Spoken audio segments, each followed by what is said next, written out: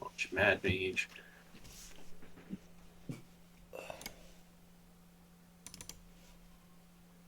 Look at the boy.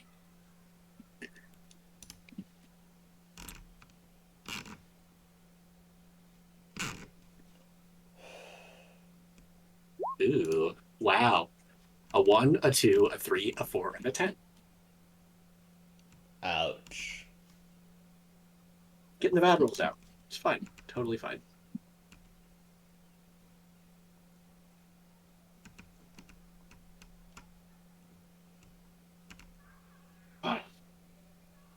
Pill should be wearing out in about an hour to 3.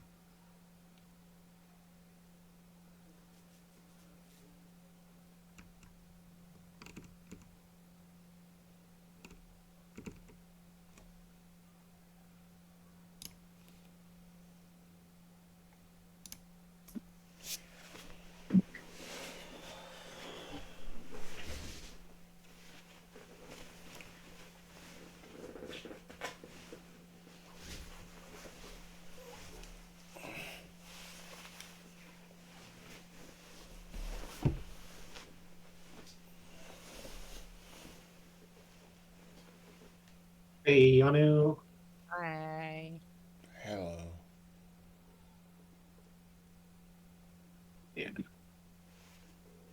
Depending on what Snake comes responds with, I might honestly kind of prioritize getting him in the game. Uh, just I'm already doing a whole lot with these three of us right here. Yeah, no, that's why it says, go ahead without me, because, like, we already do a Yeah, lot, and it'd be nice to have the circle expanded, as it were. yeah.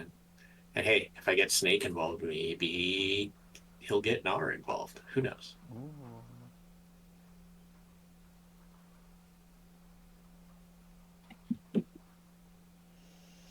Good. You're behaving. I feel at this point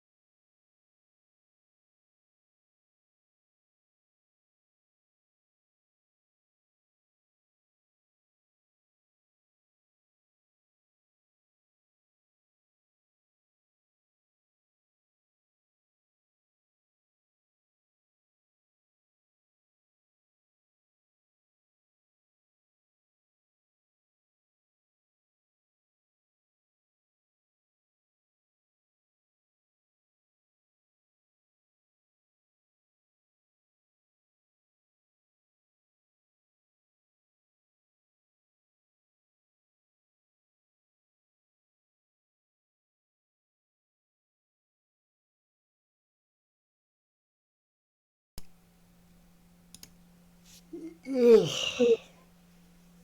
Hello and welcome, everyone, once again to the Grim Keep. I am Texas Reaper, Watch Commander here, and today we are once again delving into the Under Mountain with our party. After heading up to the surface to restock on supplies, our party is once again ready to head down.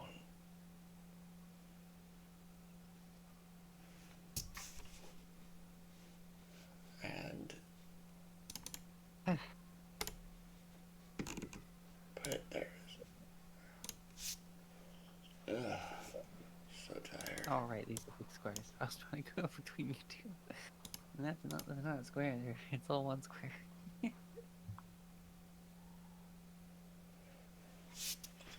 Eh,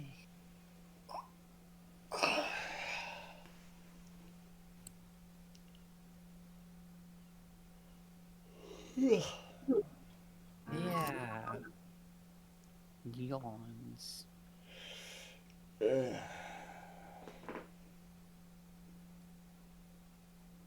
Just tired. Valid. I find it sad that I spend more days sleeping on my couch, quote unquote, as it's a daybed. Because, having trouble sleeping? Let's fire up my PlayStation and start playing a video game. Oh, I'm now getting sleepy. No. Used to love gaming. Now, it just lulls me to sleep. Yeah, you gotta do something else to fall asleep. I know a coworker who just watches Magic the Gathering players on YouTube. Mm. That's his bedtime routine. Yeah. mean, I that would read- put me to sleep. I read books, I stay awake. I watch videos, I stay awake. I start playing video games, sleepy. Such sadness as I so enjoyed gaming when I was younger. Anyway, let's switch to the big map so that everybody can see the game rather than my face. And I need some dice. Where is my dice?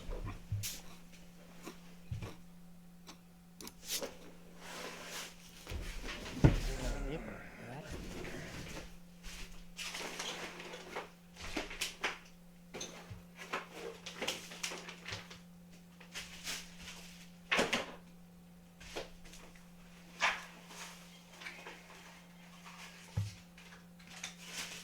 Cool.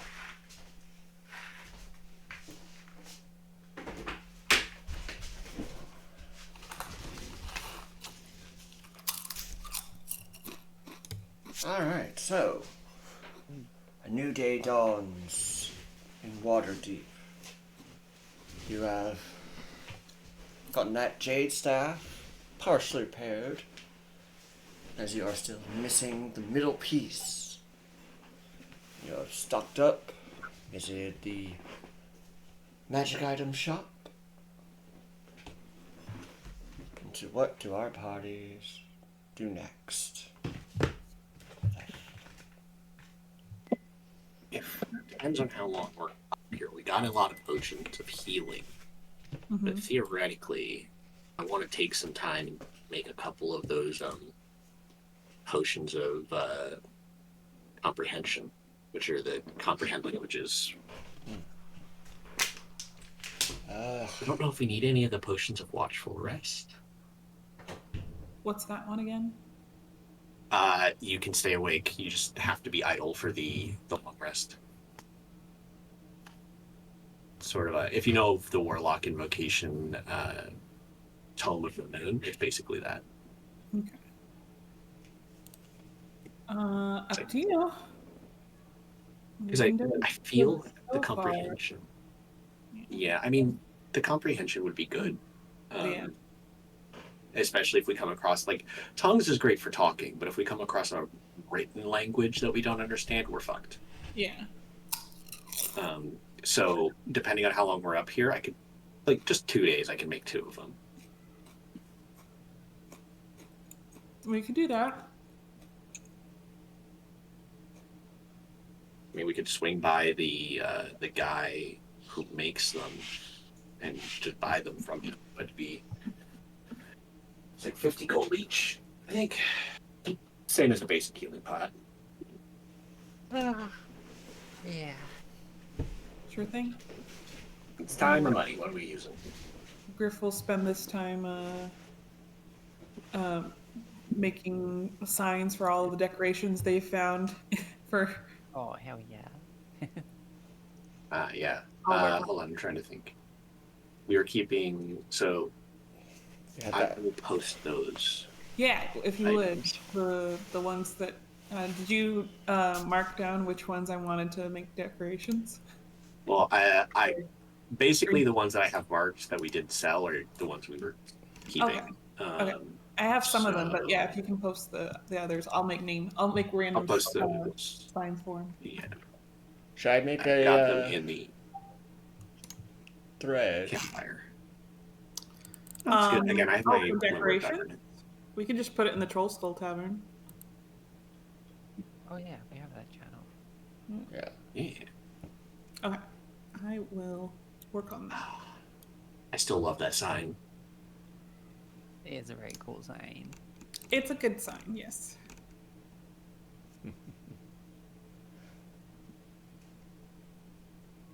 Oh, not the woman holding up the sign. That is used to trigger one of the gates. Yeah, and you There we wanted to take the gauntlet to someone specifically, didn't you? Did we? Not that I remember. No? Not that I recall. No, I just wanted it to make a cool, like, sign for it. Oh, right, yeah. Yeah. No, remember, this is stuff that we're putting in Yeah. the tavern. Right, yes, Yeah. of course. Yeah. So I'm gonna just delete those items out of the miscellaneous items of value, so that we're not carrying them around for value anymore. All right. So, Uh, apparently I've been slightly running this wrong. Because Okay. Yeah. it's like, I've always felt that a travel time took a little quick, which apparently is true. It's always quick, so long as you have it mapped out correctly. But apparently, yeah, the one thing I had wrong is that the dungeon levels don't stay cleared. Ooh. As the Ah, Mad so things Mage, respawn. yes, the Mad Mage is constantly respawning things. I mean, it makes sense when you consider how this works, because like the first level is something the yawning portal uses often to just like, hey, people go in there to earn money and adventures. If people had already cleared it out, it'd be kind of like, well, that's kind of bum. So Yeah. the fact that things respawn, it makes We could sense. say that we are too badass and nothing bothers us if we already cleared that level. Well, let's just say that as you are progressing down, I will be rolling chance encounters. So you're basically walking through the grass, the tall grass in a Pokemon game. And it's like, oh, you've randomly encountered something from that floor. What'd you hit? You might use some resources, or you might do the safe option and rather than progressing down floor by floor, take the gates. And I'm not sure if I'm doing those correctly either, because it's like, where is it?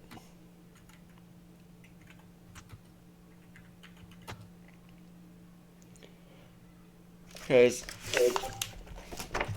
it says the first the Elder Rune is triggered, but it doesn't say that it's only triggered once. So it's like... I guess it's a matter of... It's like glyphs of warding only can be triggered once, but I don't know how the runes work. Yeah.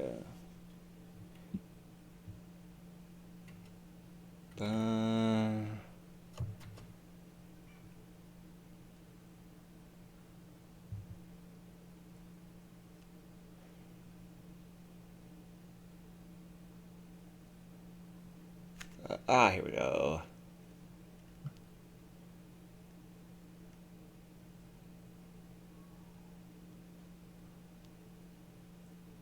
Okay, so apparently, according to the book, once an Elder Rune is triggered, it vanishes until Halstar recasts the symbol spell on the gate. So I can, at any point in time, decide, oh, he's recasted upon this gate. Let's roll the dice. Mm. Oh, crunch.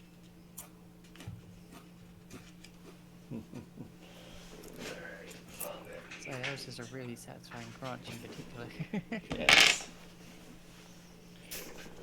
So, do you spend the 2 days making the potions, or do you head down to the alchemist on... What floor was it? I don't remember. Let me think. Hence... Level 3. Or, no, 4. Level 4. The Twisted Caverns, I think it was. Let me double check. Bring us to the level 4 map. If so, he... Yep! Level 4.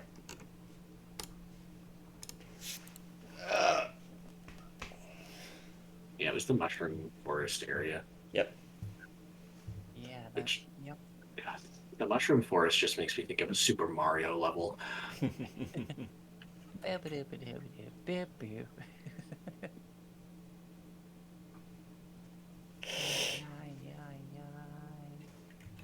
For some reason lately, I have been having lots of flies in my study. I mean, time of year, I would think. Yeah, but I don't know how they're getting into my dang house. And yeah, I think 2 days, just take the time to craft it ourselves would be fine, if you guys are all agreed with it. Yeah, no, that's good. Okay. Alrighty. 2 potions of comprehension. I'm going to add those to my inventory. What do Griffin and Lissa do during these 2 days? Griff's working in the tavern, flirting with Sven, making decorations, prettying the place up. Alright.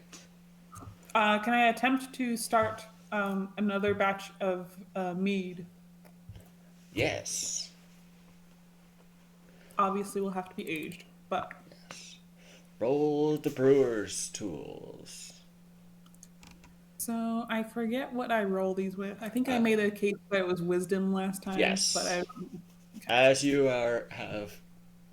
The first roll was intelligent based, as you were going through a book, but now that you have attempted it, you have experience, so you can use wisdom as... okay. And then I have proficiency, so this is plus 4. 13. And then plus 4, so it's 17. Alright. Learning from your first time, it doesn't explode, I think is what happened the first time. That's right. It was a very volatile batch. I think I still have that batch somewhere. You literally... accidentally made nitroglycerin. Yeah. Yeah. What's his Hey, name? it's Had on it. fire, What's his name? Kept the frickin' barrel under his bunk. Yeah. So you now have in the basement a barrel of mead, was it? Yes. Alright. You have a barrel of mead fermenting. All right. It's got to age nicely. Alright. Do we have to roll for gold from the tavern again? I forget how many days have passed since we did it. Has been a while, so but probably enough with our... Yeah, with the 2 days, it should be enough. Yeah, So- considering our time down below. Yeah, so let me check pinned message. Let us see the D who's rolling the D100. I think I did last time, so if someone else wants to do it. I'm Sure. good doing it. Yeah, listen does it. Because Deadleaf's making motions. Ha! 69. The best number. Do we get bonus points for that? You know what? Yeah. As you get the 69, usually it would be a D6 times 5. I'm gonna up it to 2D6 times 5 for this. Oh, I thought you Because do 6 D6 and a times 9. 9.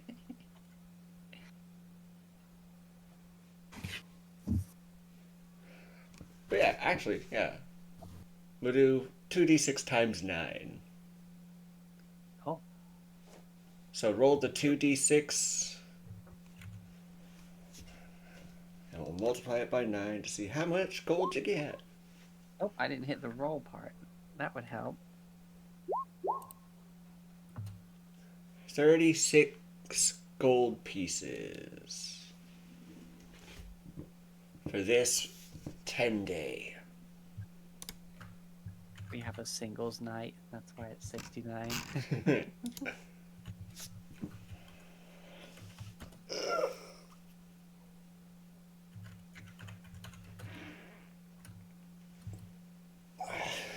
Alright.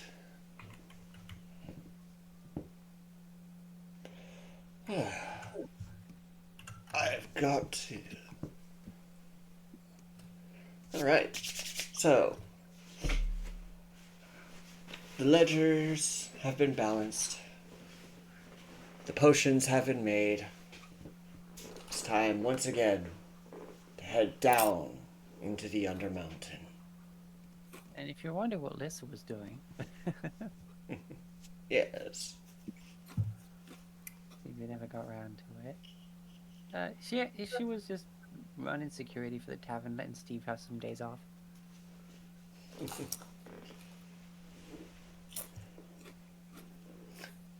Get some vacation time for the good boy. Yeah. Someday I'll romance Steve. Oh no, it's unethical to date employees. I know. Sufficient power. I know. That's why I'm not, but still. I mean, if you no longer works for us. No, I like him working for us. He's a good boy. And that's Could be. when Lissa's watching the door and Steve has time off, he spends it in the tavern talking to Griff. Of his own volition.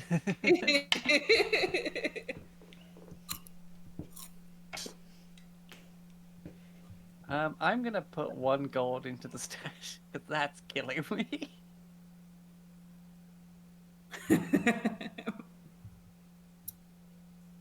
Mm-hmm. There. 1 gold. Like, Deadleaf is like, alright, so currently we got this much. And this is like eyebrow twitch, vein.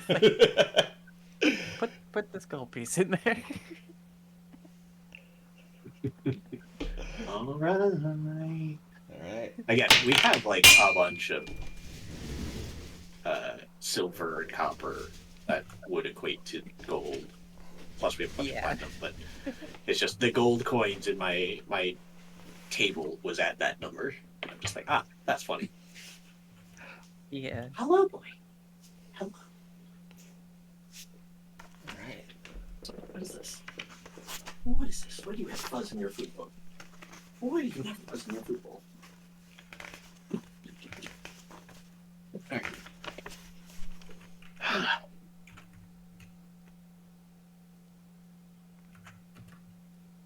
Individuals.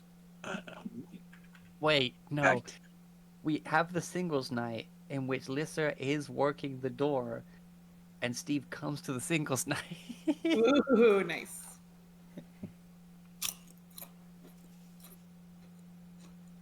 if I shapeshift into somebody else, is that still taking advantage? It kind of removes the position of power thing. You can actually just Exactly. properly flirt with them. Just saying. Nobody would know except Steve, because I would absolutely tell him. But nobody would know.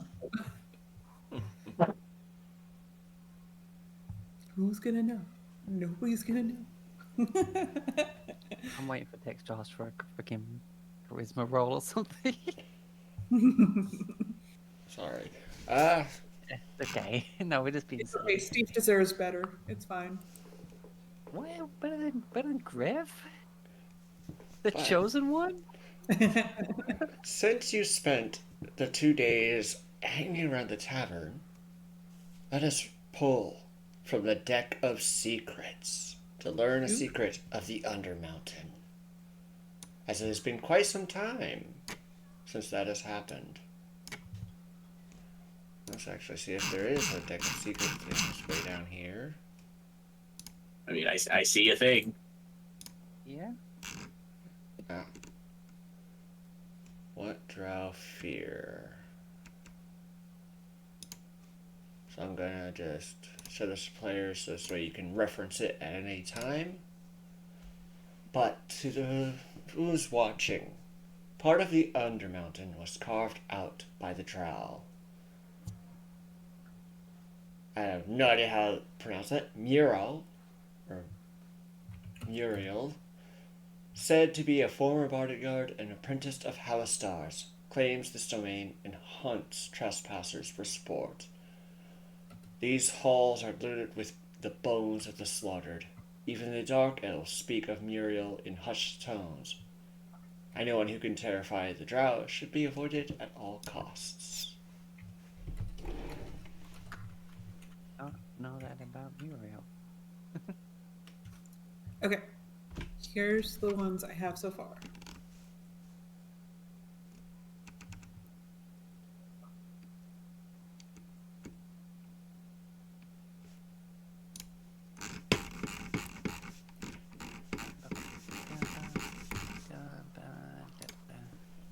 Alright.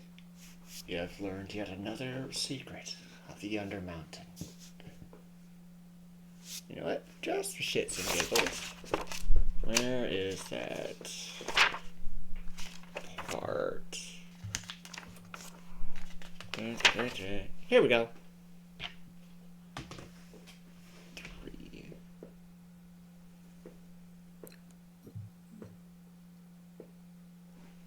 Perfect. Do. That changes the encounter rate. Nice. Because I'm not sure if I mentioned this, but the Mad Mage has a goal for the adventurers. But because he's mad, that goal can change at any time. And that might change things within the dungeon. That's pretty cool. Mm-hmm. Bring it So on.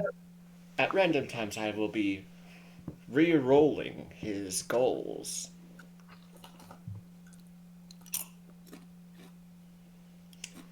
And yes, his goal has changed. So, any last preparations you wish to make here before you head back down into the Undermountain?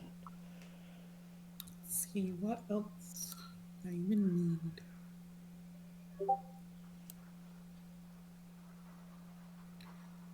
Got my +2 sword.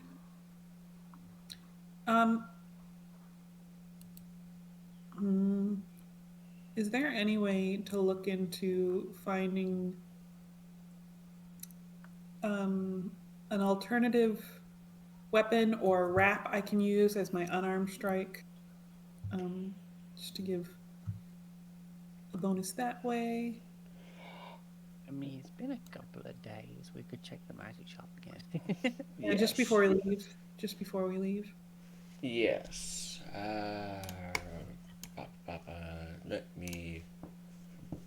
here. Oh, that large city.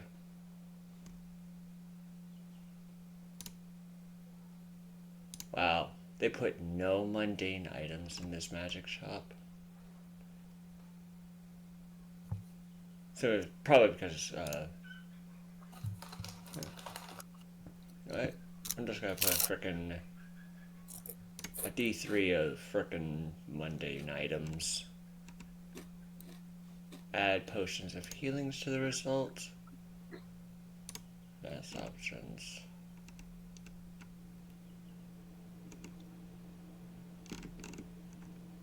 Alright, let us generate. And of course,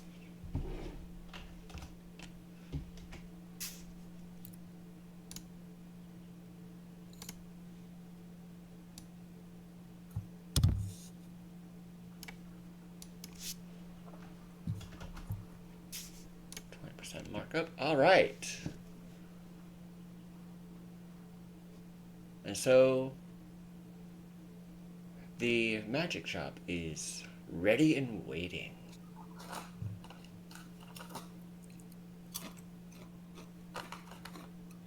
Yeah, we'll go there.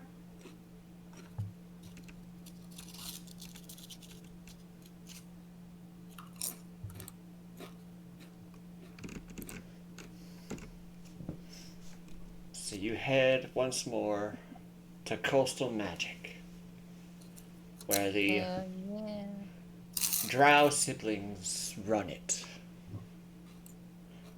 They stand at their two opposite ends of the counter. One for gear, one for miscellaneous items. Which of them do you head to first? The brother with his weapons and armor, or his sister with her I'll head to the consumables? I'll head to the weapons and gear first. All right.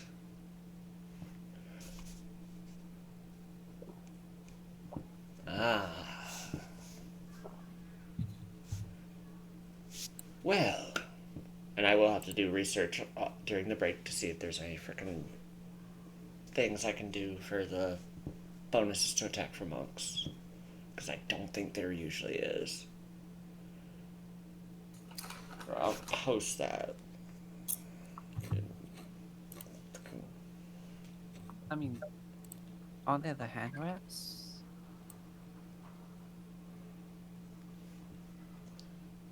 Where are they?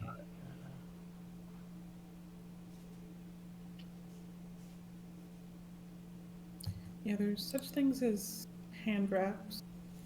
Let me see.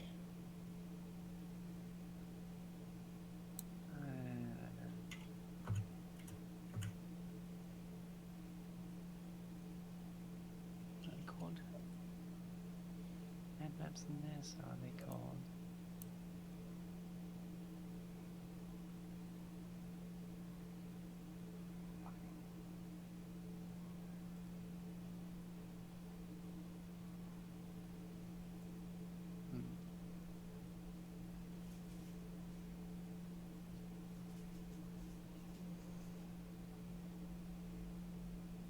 I could probably make something. There we go. Magic item sorter done.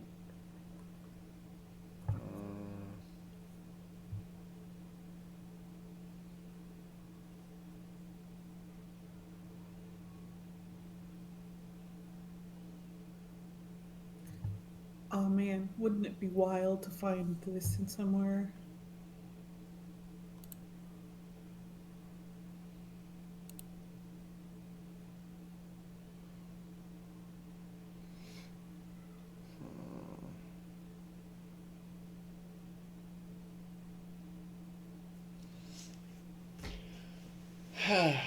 I'll probably make something up on break. Yeah, sure thing.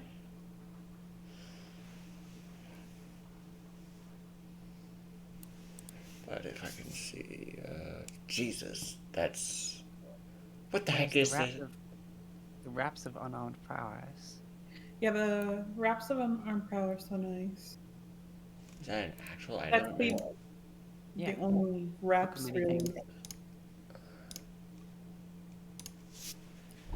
It's like an official monk weapon.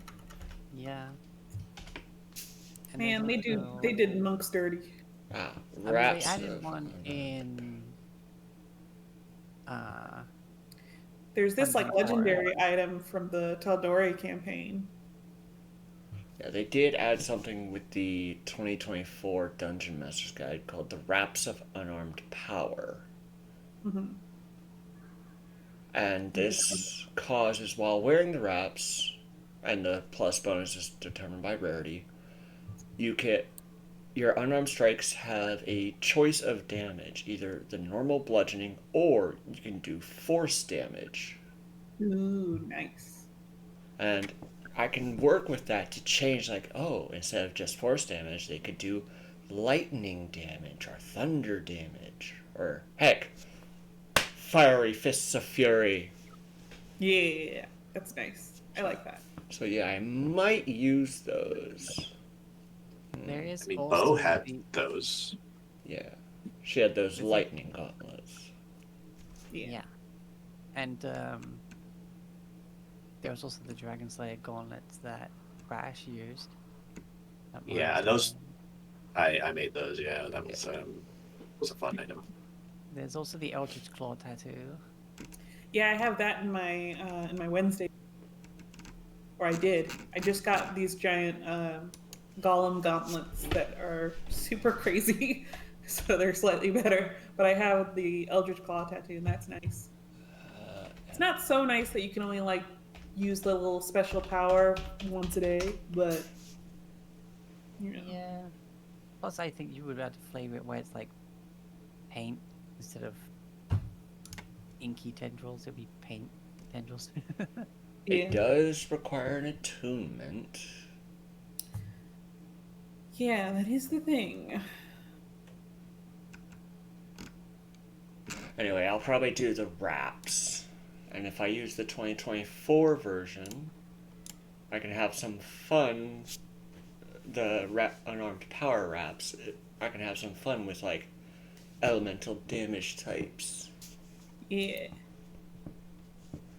roll for damage. Mm-hmm. Wild. Or I might do a wild magic version where you That could be roll. fun. Yeah, it's just like, hey, you roll, and if you choose to do non-bludgeoning damage, roll again to see what kind of damage you do. Yeah, that'd be fun. Yeah, I'd have to figure out how many different types of damage there are. You could use what was it, Chaos Burst as a result, um, or as a base for that, because that was roll a damage die and get Yeah. those damages. Yeah, I think it was like a D8 he rolled. Oh shit, I'm fucking loads more actually. Yeah, anyway, I'll work on making that during the break. Yeah. But first,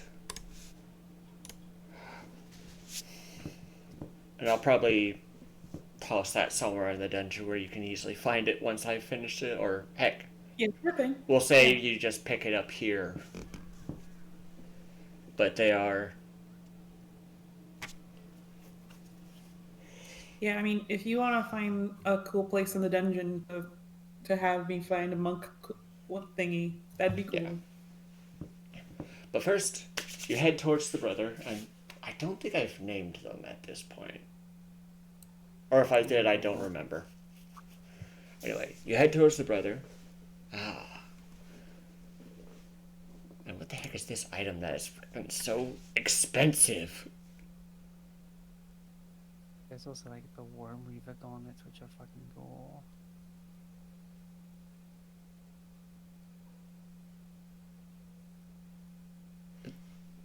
Okay, that explains why that is so freaking expensive.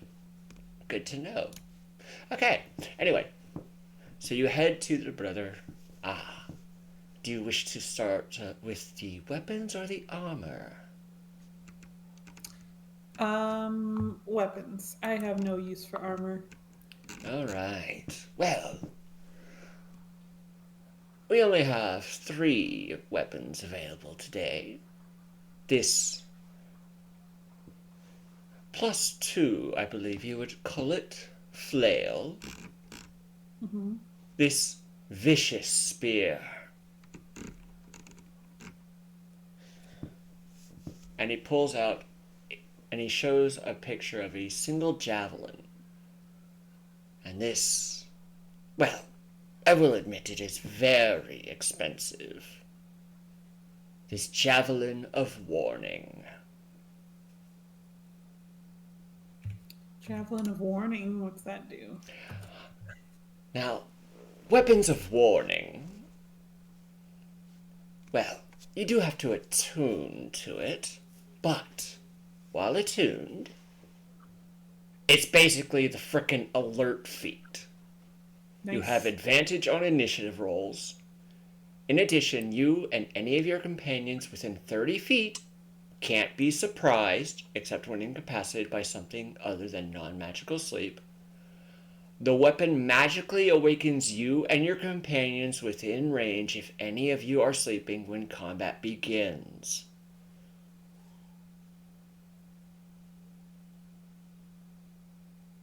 It is very nice. But It does require attunement, and the price, 72,000 gold pieces. whew, it's too rich for my blood. Mm-hmm. But considering what it gives the whole party, the frickin' alert feat. Yeah, it's pretty wild. Uh-huh.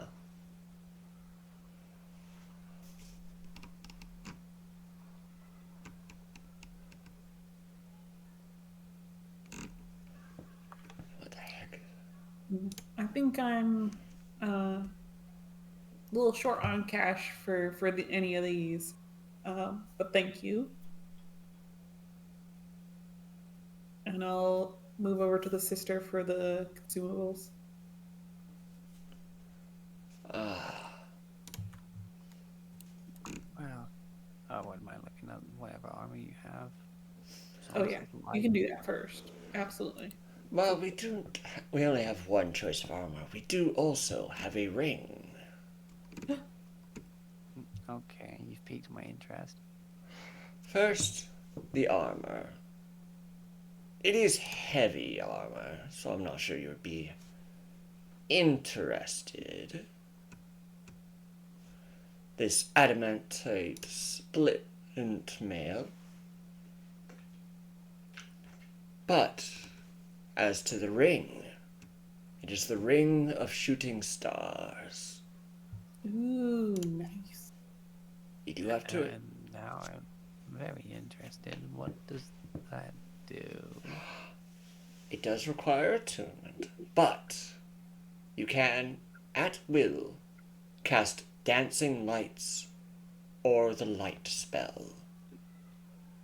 Oh, cool. But, on top of that, the ring has 6 charges. And you may use those charges to do one of 2 things. Spend 1 charge to cast the spell Fairy Fire.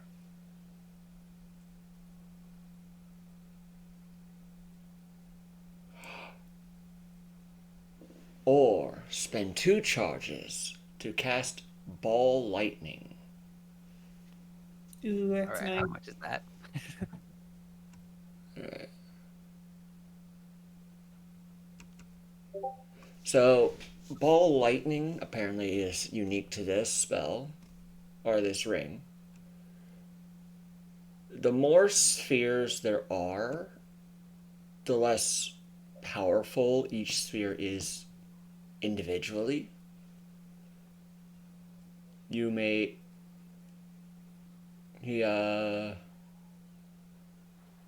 when you make it, you can put it anywhere within 120 feet of you, and it is concentration, lasts up to a minute, and it sheds dim light in a 30-foot radius.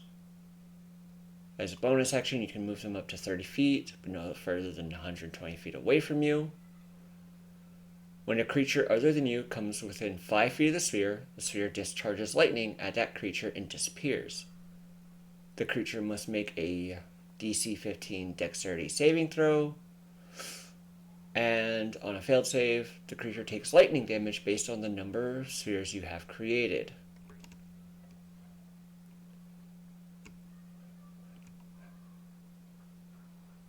And So basically, you set proxy mines. yeah, and you can move them. The damage based off of number spheres. 4 spheres, 2d4. 3, 2d6. 2 spheres, 5d4.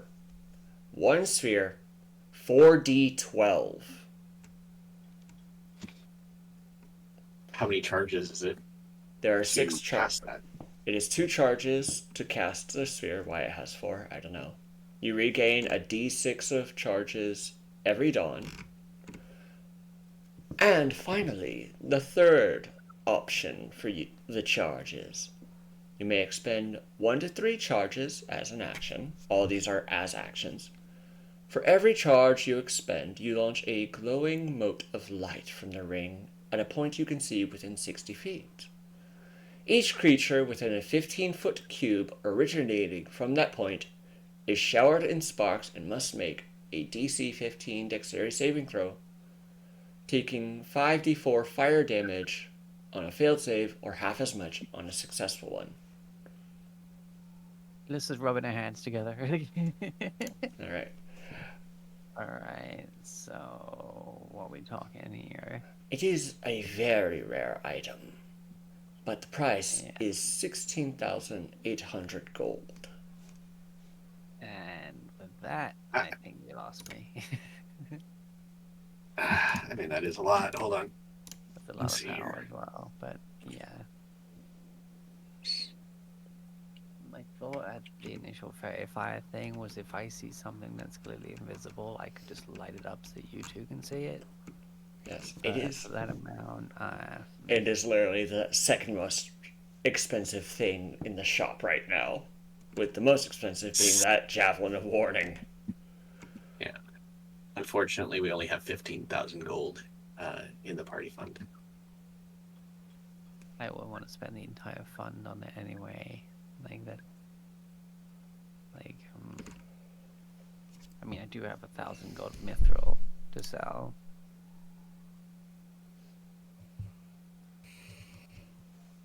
I mean, we have 20 pounds of mithril as well. But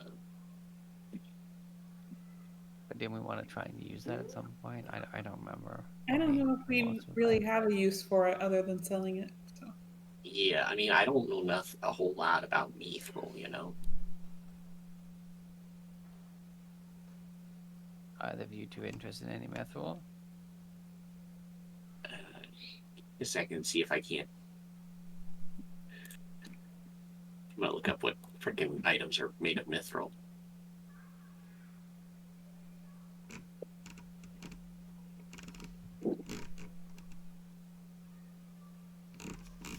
I mean, oh, actually, that is a thought. What if there's something we could use that is made of mithril? Like, would providing the materials reduce the cost on something?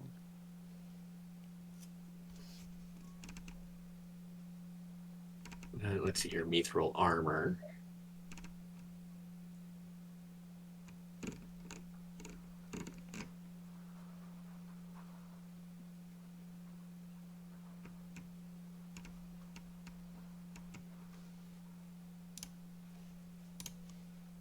Oh.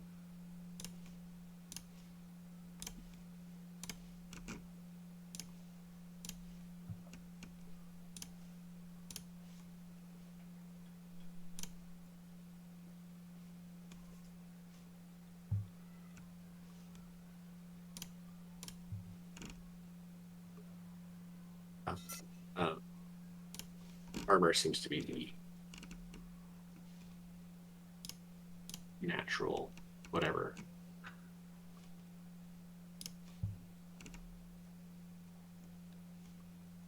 I don't think that would only really help deadly, but theoretically, with how his armor works, it's probably already made of mithril.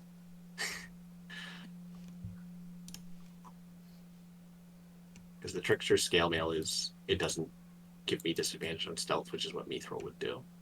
Yeah, yeah. Yeah. Meow. Oh, I heard that. You heard the kitty? Yes. You made me hear it, buddy.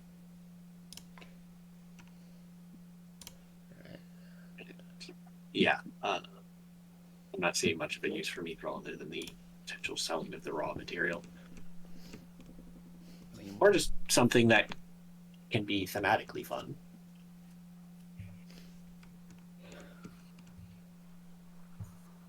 I mean, could you use some new armor?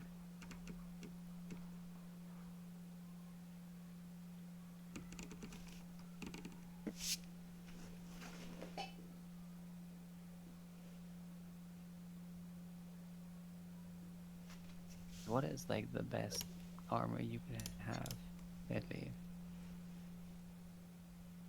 Like, I don't know much about medium armor. It's never been my thing. Let me think about that. I don't remember all the different armors. It would be half plate. Ah. But if you have mithril half plate, you don't get the disadvantage on stuff.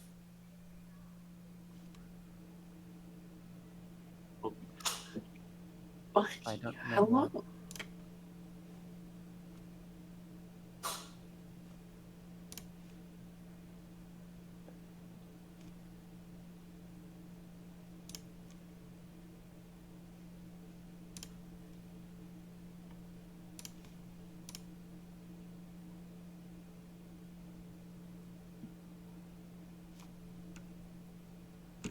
Yeah, half plate.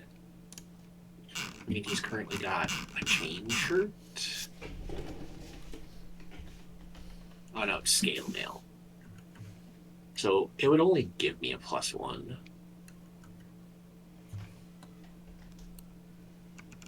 And I would lose out on the magical properties of the trickster scale mail. Oh, right, yeah, it does other things other than the stealth thing, right? Yeah, I can use charges to cast spells that I don't have prepared.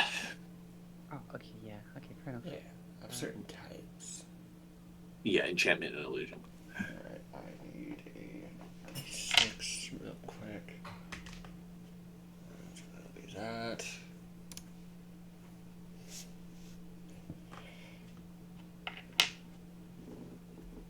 Well, if there's nothing we'd want made from it, then I guess the offer's on the table if either of you want to acquire some mithril.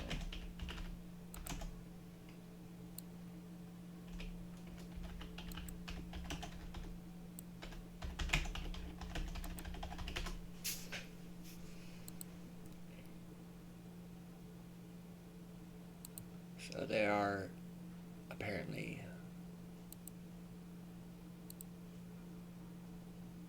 13 damage types. 1, 2, 3, 4, 5, 6, 7, 8, 9, 10. Yeah. So 10 magical damage types. Fire, lightning, thunder, magic, poison,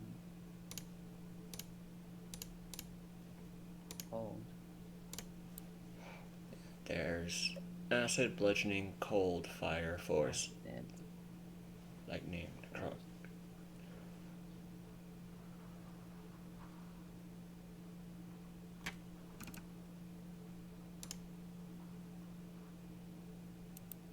Product and radiant, yeah. So I am going to 1d11. I've already rolled to see what the plus will be. Lovely.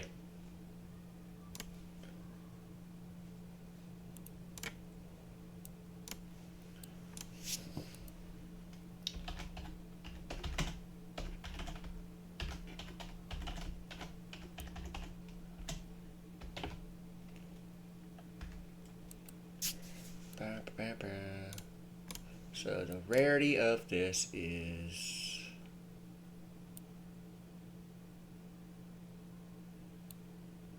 it is uncommon. It is a weapon. Does not.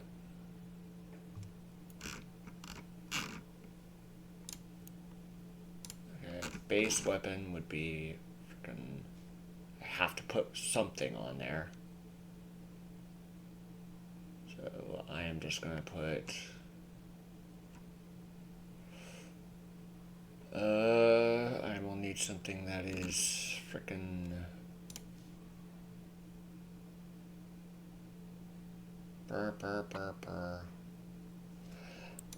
Flexible. So. Or finesse, really. So I'll just freaking dagger.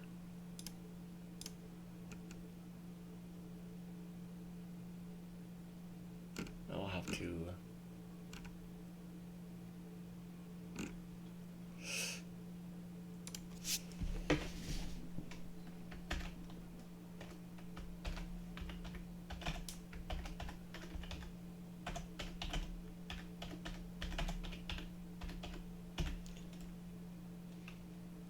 Wow.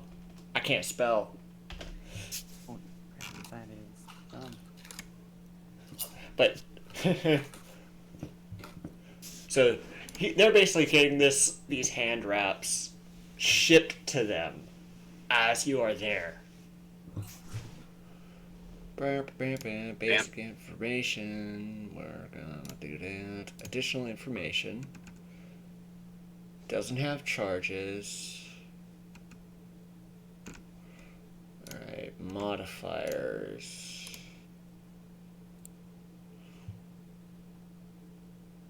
The prop. Alright, add a modifier. Modifier type. Because I am literally making this from scratch. Yeah, it's hard. Yeah. Alright, this would be a bonus to. Where is it?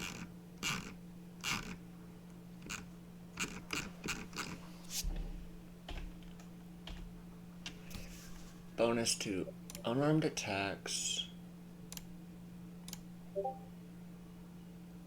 don't have that book, but I thought it was freaking cool as well. I like what Tex is cooking. Yeah. I literally rolled to see what the damage type was, and hey. You got the freaking wild magic ones, buddy. Nice. Nice. Bring it. I'll cause chaos everywhere I go. Wheel of wild damage. Alright, I have got to figure out how to make it that freaking +1.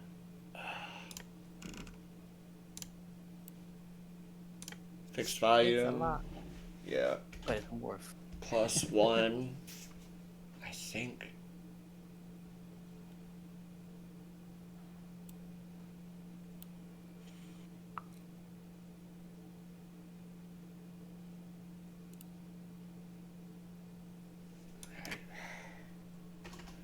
I think it would be additional about. I am so not good at this because it's like, do I put the +1 in the fixed values, the additional bonus types? Yeah, I usually have a friend do it for me. Right. Hold on. What did I? Where is? That's the Keystone of Kiela.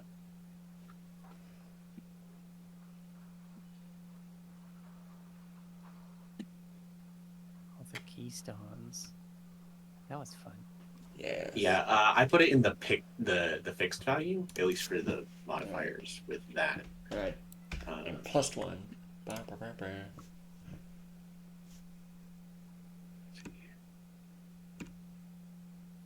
Dragon Slayer gauntlets, man. Hell yeah. Since it's Punch.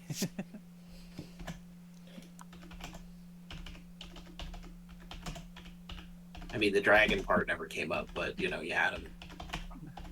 Because they knew better. Yeah. Yeah. Bonus unarmed attacks 1 in the fixed value is how you want to do it.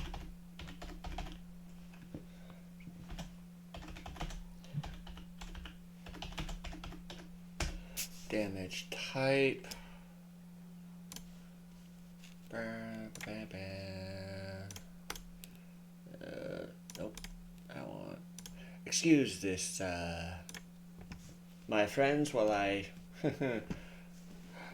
As right now, the players, the people on stream are seeing the screen of me, of different damage types.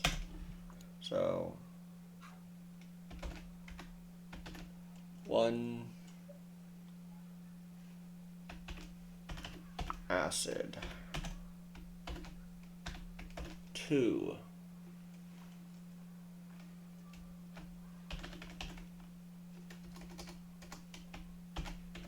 cold, 3 fire,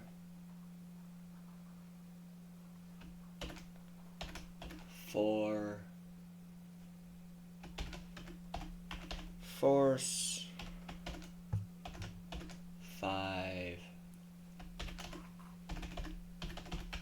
lightning, 6 necrotic, 7 poison, 8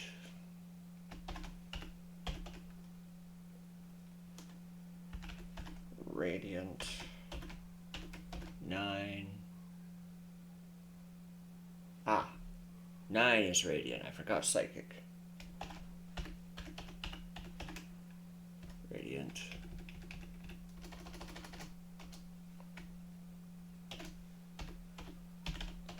Almost forgot psychic damage.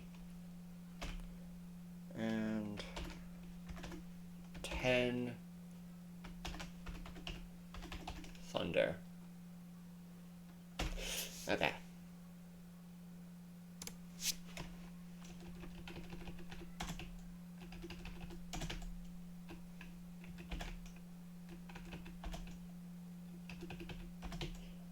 Because it's uncommon, the price would be that.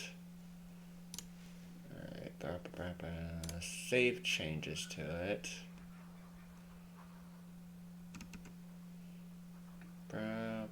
Okay.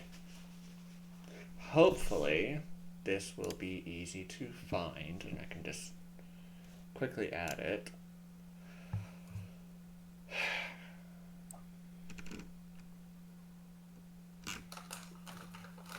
So, Jesus, Vicious Spear is only 421 gold pieces, so I'd say 1,200 gold for this, due to, That sounds reasonable.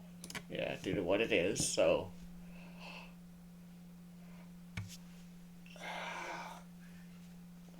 So, as you are talking, you know what? I forget the frickin'. Where is it? Ugh. Grab the frickin' Dragon Heist book. What was her name? Not that one. Here we go. 131. Because there was that drow lady that you guys had, met, well, with Jarlaxle. What was her Oh, name? you mean Anu's girlfriend? Yes. Yeah. What was her name? fucking...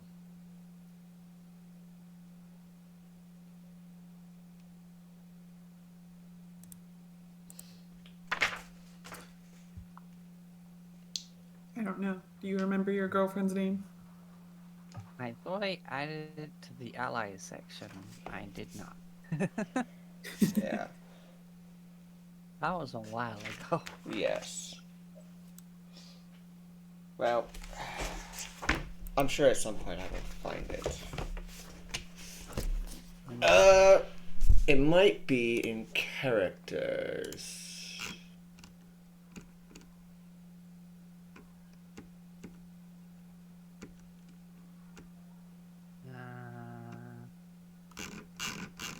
Amaris? NPCs. Probably, yeah. Hello? Yeah. Yeah, Felrect. Felrect, that was it. Felrect Lafine. Amaris was, The drow girl. Yes. Sorry. Yeah, Amaris is my dead girlfriend. That I know her name. yeah. But the hot drow assassin I have in the frickin' NPC slot. Yeah, I remember her. Deadleaf was drooling over her, but he wasn't about to step in Lissa's way because she gravitated toward Lissa. Not him. So But yes. Anyway. So, as you are talking, Felrect walks in from the back room with a box in hand. Ah, well. Shopping, are you all? Yeah, that's right. Unfortunately, most shops don't cater to monks. Well then, you might be in luck, as we have just come upon a rare acquisition. And she hands it to the brother.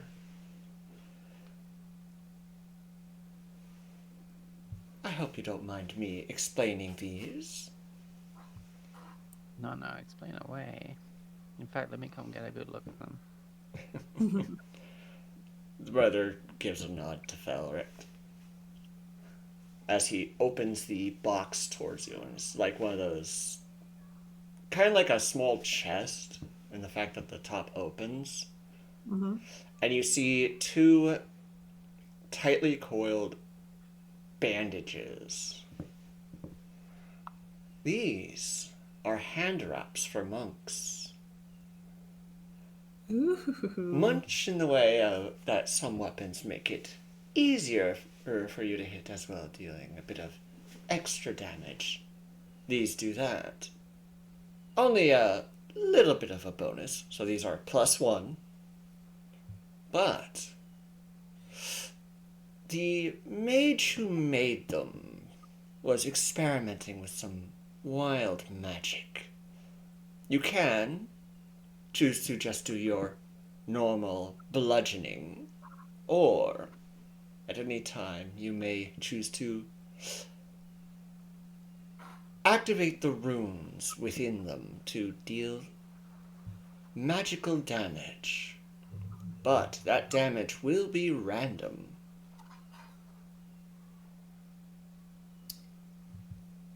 Ooh, these are nice. Yes, she is. I mean, they are. Down, girl. No, that's later when we go back.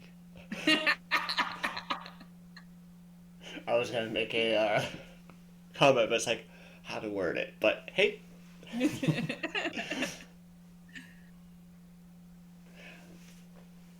Anyway, How much are these? the brother looks at her. Oh, it was a recent acquisition. I guess this is what's been keeping you busy the past couple of days I've been up here. It has. I have only recently got back to town with these. The brother has pulled out an abacus and is literally doing calculations on it.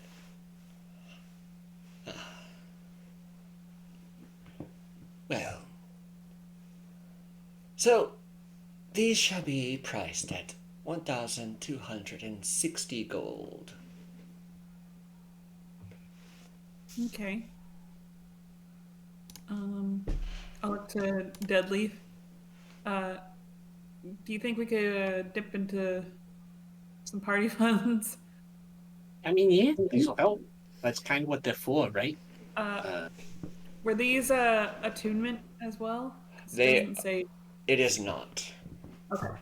Because the wraps Also, of unarmed power are not attunement based from the looks of it. yeah, they're not. Yeah, So I didn't make these attunement. So much appreciated. head to your inventory and try to find the wraps of wild power +1. Yeah, I see that. And I also see that it says in damage it's 1d4 because you based it off a dagger. But Yeah, I didn't know what to do for that. I can change that because as it happens, and you would have to update it. What okay. is your current damage amount? I believe my current damage is unarmed strike is 1d8 plus 4. Okay, that would be Well, like quarterstaff based. yeah. Where is it? Here we go, quarterstaff. And so save changes. So, Okay, so refresh it and it should have the new one. Okay. how much were they? So I know how much I'm subtracting. 1,260. Would you be willing to take 1,000 of that in mithril?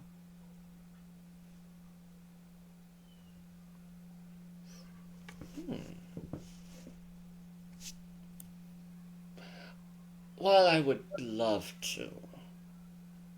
We ourselves have no use for it. Alright. No, couldn't hurt by an ass. So let me know if the damage modifier did change. Yeah, it did. Thank you. Okay. Cool. I'll have to figure out how to, somehow scale those to frickin' unarmed strikes. Yeah, I think you'd probably have to like copy one of the hand wraps using the magic item maker. I tried finding them with it. I couldn't. And I don't know if the If you don't own the bonus book, you can't make a copy of registered. them. Probably why I couldn't find it. Okay. Because I don't own the frickin' 2024 Dungeon Master Guide, so. Yeah. Anyway. I'll figure that out later. Yeah, so I had to make these from scratch. Yeah. Yeah. Yeah. Right, As Were they accepting the 1,000 in mithril? They No. were not because they don't really have a use for it, and so they prefer, Okay. cash. Oh, okay. Instead That's of fine. basing it on a weapon, you make it a wondrous item, and then in modifiers, there's apparently bonus unarmed attacks, and then Yeah. damage unarmed attacks, Okay, so and then you just put the one and the one in there. if I base it on item, magic item type. wondrous item and then in modifier, bonus unarmed attacks, and then fixed value damage 1. unarmed attacks. Yeah, fixed value 1, and then the damage 1 as well. Damage 1? Yeah, damage unarmed attacks. Yeah, because it's a +1. It's +1 to hit and +1 to damage. Yeah. Bonus modifier type, bonus modifier subtype, unarmed attacks. It doesn't say anything about damage. Well, that's because you got to do bonus type damage, subtype unarmed attacks. Yeah, I did Gotta that. add a second modifier.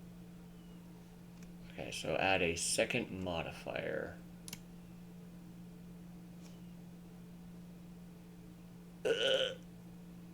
And for that second modifier, I would do damage. Yeah, and there should also be unarmed attacks there. And +1.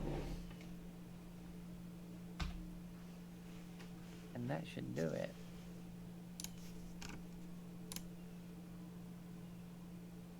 Alright. Thank you for doing this. Okay, save changes.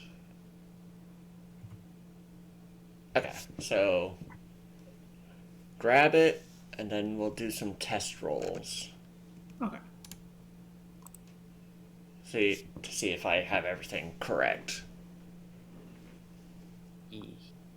Because I've hit +1 in it for the fixed value, but after I saved it, it just says 1. Yeah. Because unless it's a negative, it won't show. It will just show the number. Okay. 1 second, I'm refreshing.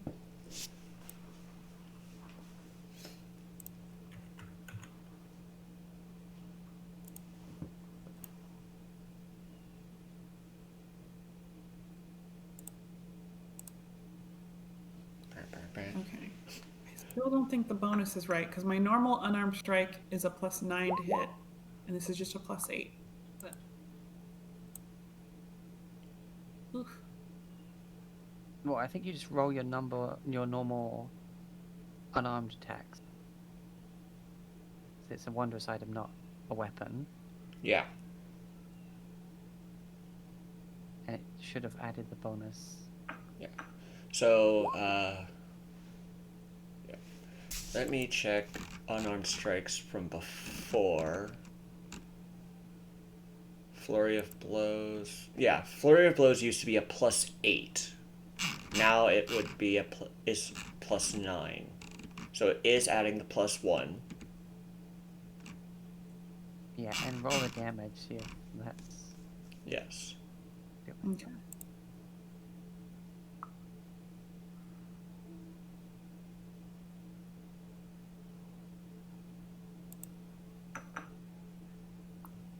That's my unarmed strike one. So 8 plus 5, and if I scroll up, where is it? Flurry of blows. Let's see if I can find one that I actually hit. Yeah, it was a +4, so it is adding the bonuses correctly. Okay. For my unarmed strike? That's so weird. Yeah, because it's not... The wraps aren't like a weapon you would attack with. They're just adding that to your normal unarmed strikes. Okay. Yeah.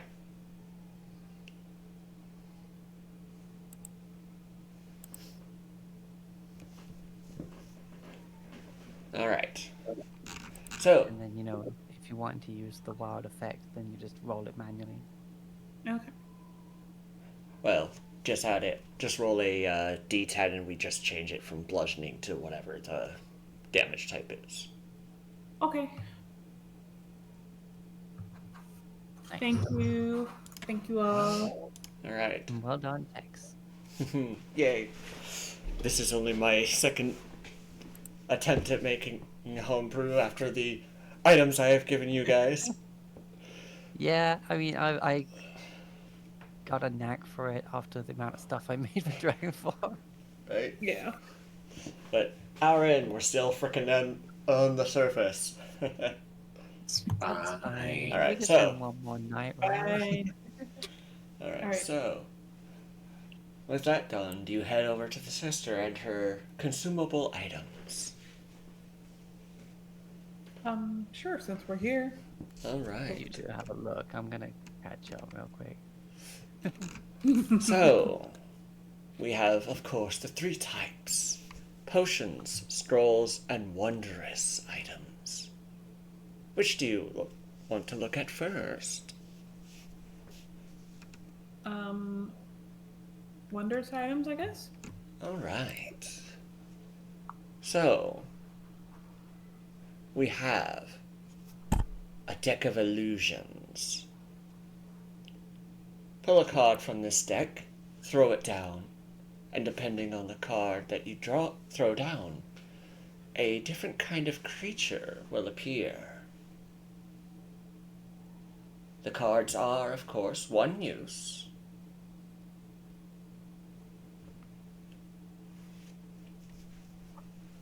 Okay, interesting. There is the Gem of Brightness. It holds 50 charges, and you can speak of one of 3 command words to cause something. It can. The first command word causes it to shed a 30-foot radius of dim light. Or, no, 60-foot radius of light. 30-foot bright, 30-foot dim. It doesn't expend a charge, and it lasts until you use a bonus action to repeat the command word, or until you use another function of the gem. The second command word expends 1 charge and causes the gem to fire a brilliant beam of light at one creature you can see within 60 feet of you. The creature must succeed on a DC 15 con save or become blinded for a minute. The creature can repeat the saving throw at the end of each of its turns to end the effects on a success. Or you can do the third command, which expends 5 charges and does a 30-foot cone version of that.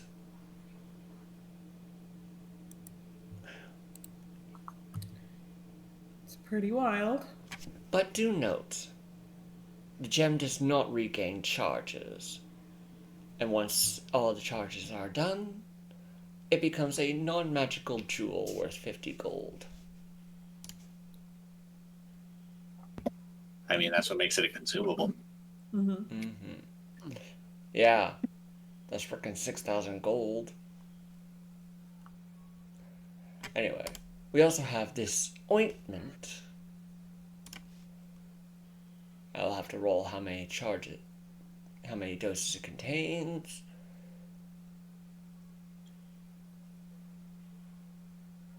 So, this ointment contains, let's actually roll that to see how many charges it has.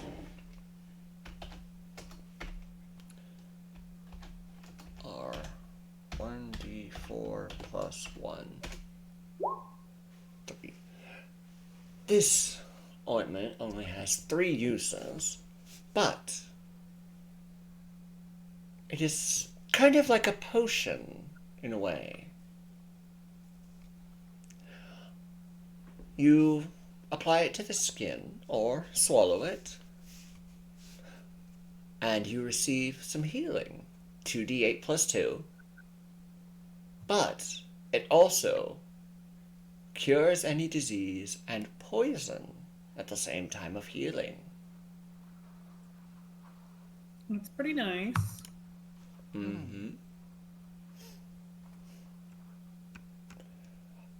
We also have this Qual's Feather token of Anchor.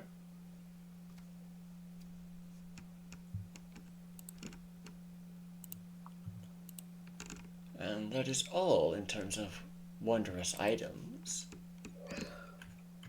How much is the ointment? 144 gold.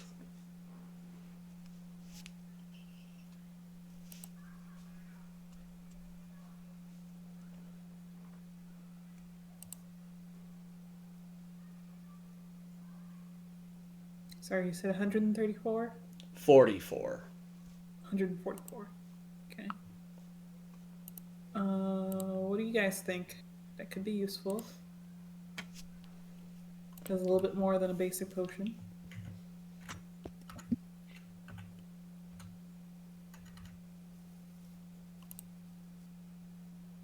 I mean, if you want to get it, I'm not going to stop you, but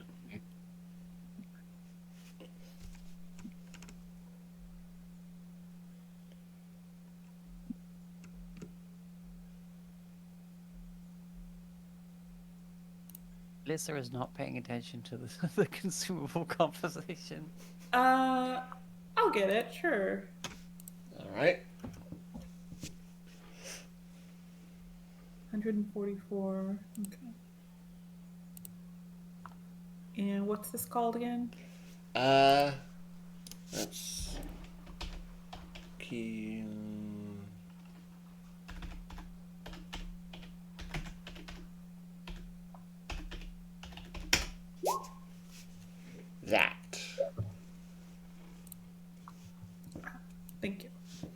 has 3 charges, so to speak.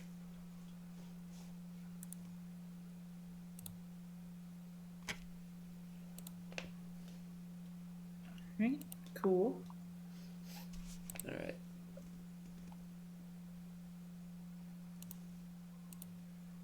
With that. So now, potions or scrolls?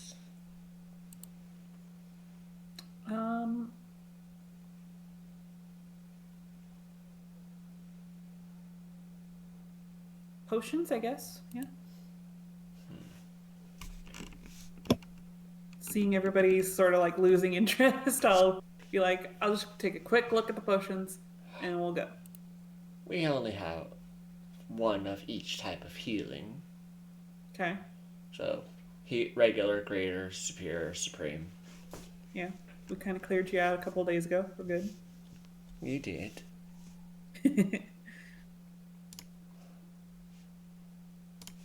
And That's it?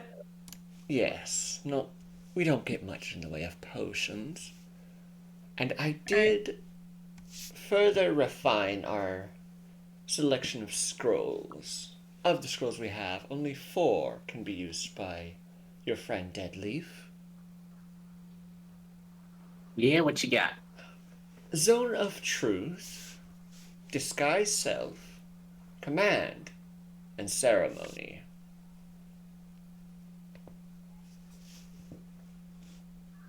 Good, thanks, though. Very well. All right. I think we're good then. She did not include frickin' cantrip ones like Light, Ray of Frost. Yeah, I mean, who uses that? Who buys an expensive cantrip? Right? Like,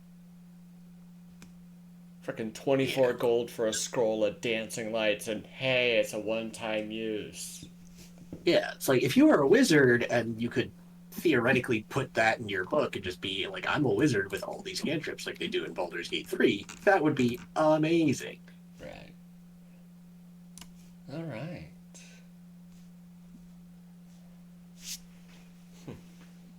Well then. Is that all? Yeah, I think that's it. Thank you for her having a good selection. Of course. All right, we'll see you next time then. Do take care. All right, guys, I'm ready, he says as he starts wrapping the wraps around his hands. All right, this will be fun. Off we go. Yeah. Alright. Off to the first floor.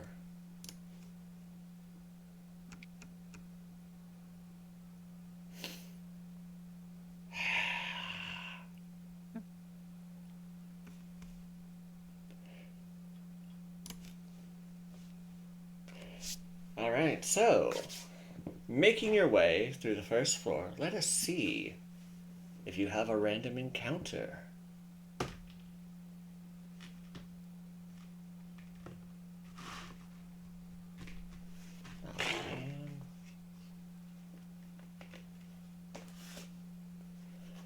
man. Alright. Do do do do do do do do.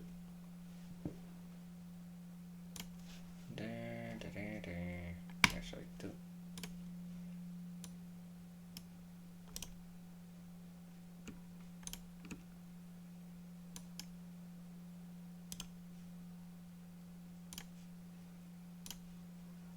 And here we go. I'll make sure I love it. Frickin' loading screen said, leaving a voicemail for Cthulhu. Alright, let's double check where... Oop, there they are. That. Delete that.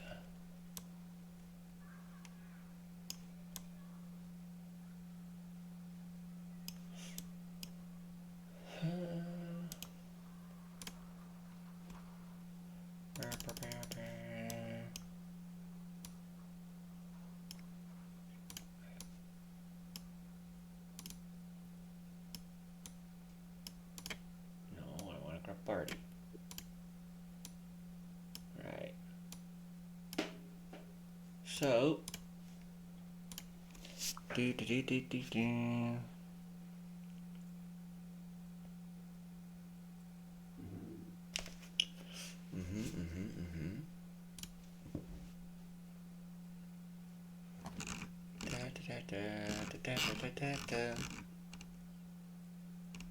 So you do end up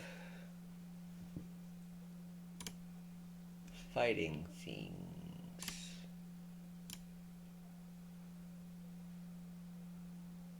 Ooh. Each floor technically has what's called aftermath. Depending on the actions you take upon each floor, things happen upon it.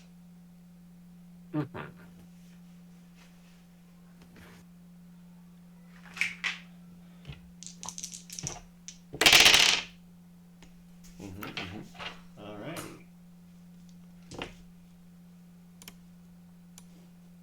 I still feel bad about the bandit woman. Can't convince me otherwise. That was a clusterfuck. Alright.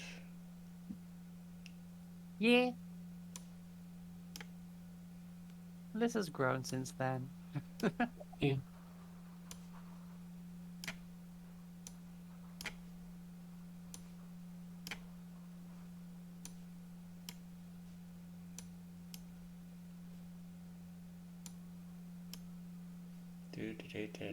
As I set things up, let's actually pull you to this floor. Out of the big pull the top.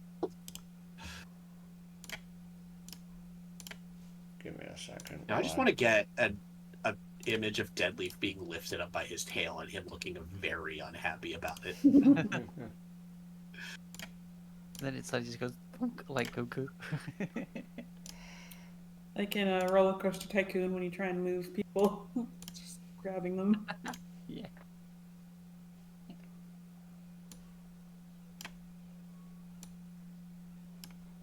So I'm going to. Like leaving a voicemail for Cthulhu, how considerate. And now I'm going to focus ping. Let me try that again. There we go. Didn't work because I was on GM layer at the time, but Ooh, wow, my HP really changed. yes, I grabbed you from the frickin' Waterdeep map, so. Oh, wait, okay, apparently on this token I can't change my own hit points. The Yeah, heck? same. Okay, hold up.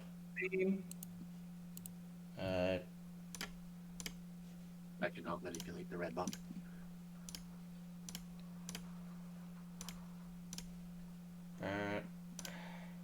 Okay.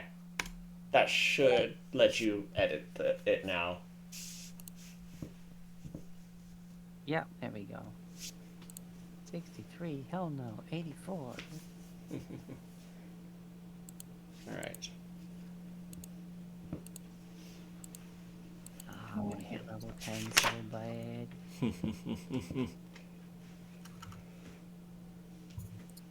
Did Deadleaf do 8 on us? Yeah, he would have. Alright. You could do spells, aid, 3rd level aid. Let's go. Okay, get your 10 extra hit points. Yay! Okay.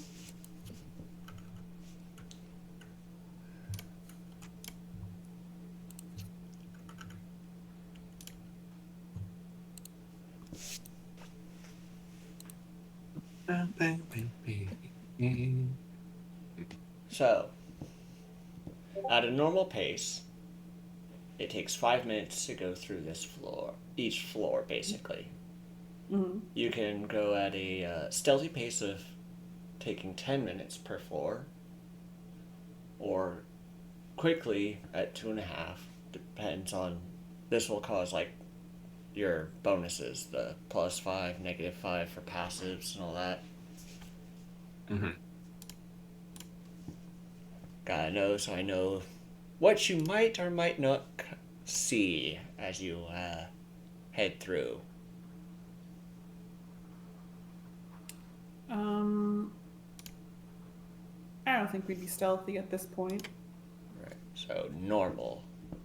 Yeah. Alright, so let's just... Wow. My quote unquote passive stealth is 23. Freaking two of these guys nat 1 stealth rolls, but...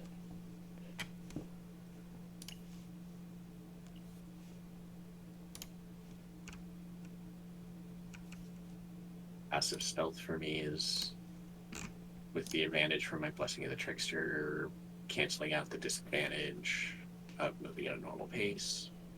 Be 16.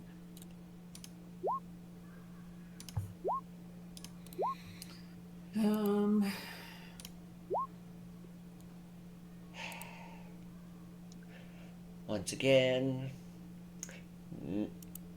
none of these guys hide from Griff. Though I just can't. some do escape the notice of the other two. But as you are walking through the map room, from over here, 3 grells screech. And let us roll some initiative. And Griff, you do sense some things moving within the pit where you dug out your undead friend long before. Yeah. Okay, so there's something else in the pit as well. You remember that thing? Yes. Well, we found that priest who'd been betrayed. Yeah. The hot elf priest.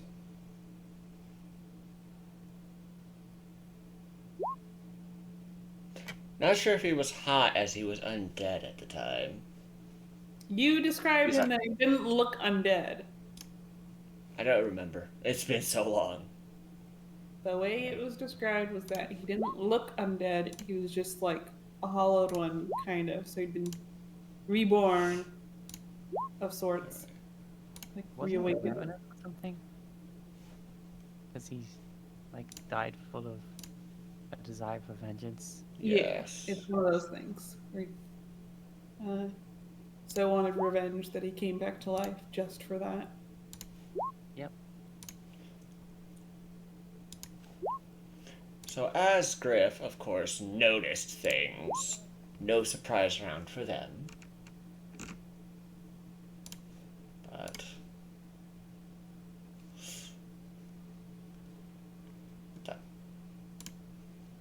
So let us begin. Actually, we'll have to change our ambiance music.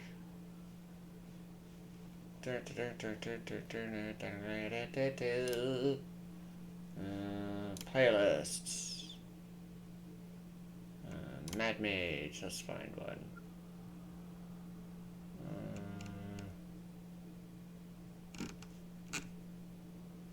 None of these work. D&D dungeon. An ambiance. Generic Dungeon by Sword Coast Soundscapes. Yeah. But let us begin as crawling from the pit,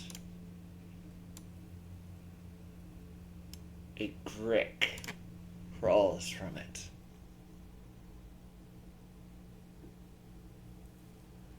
And it lashes out at you with one of its tentacles, Lissa.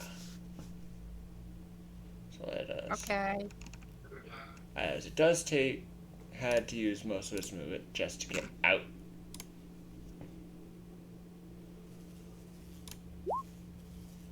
17 to hit. Nope. Alright, because it didn't hit with its tentacle, it does not get to use a beak attack. So glad to see these things again. Actually, how deep is this thing?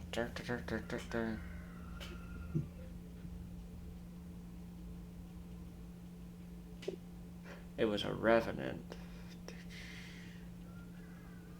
Yeah, it is 30 foot deep, so it does take all their movement to get out. So that one climbs out. Right. This guy, 30-foot fly speed.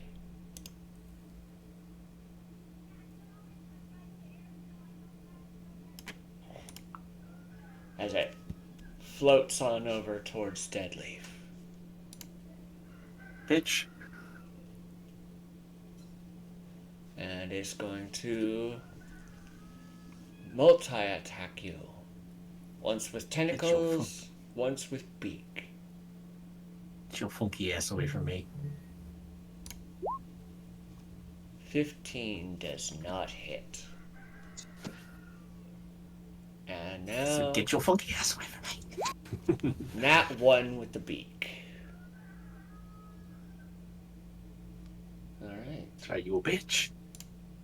With that, it is your turn, Deadleaf.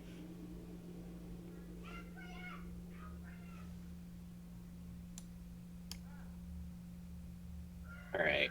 Well, this thing's all up in my face. These things weren't particularly hard to kill, as I recall, right?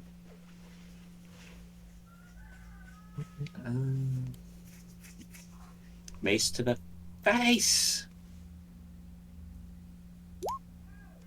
That hits. I would be very concerned if that did not hit. That was an 18 on the die. 12 damage, 5 of which is poison. I don't know if that affects them, but... Let's move myself over to here. Open up some space. Alright.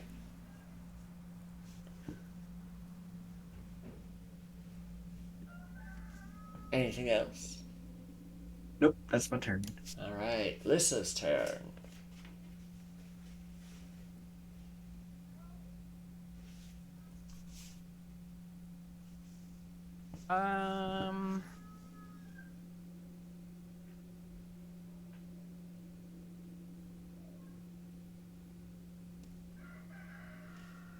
Bonus action disengage. Alright.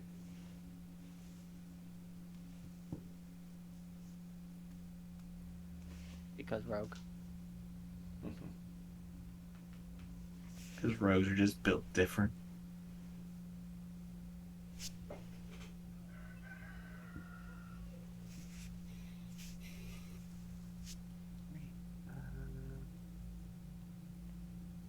Just to hear, just to take a step, and then, well, would you look at that?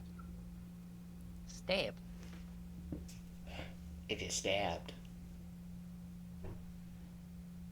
Not too heavily stabbed. Pretty stabbed. 26 points of 26. It is bloodied. Then, just as a part of that sneak attack damage, I'm gonna suddenly flip a coin that will explode in the air and become a Whales from the Grave without using one of my Whales from the Grave for the day. I destroy one of the soul trinkets I had. Alright. And it's going on this bastion. Alrighty. 50 necrotic damage. Any damage? Alright. And it is bloodied.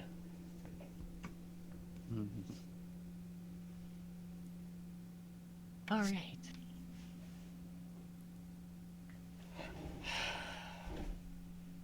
More trinkets, just waiting to be made. Give me a moment as my mother is calling me real quick. Oh, okay.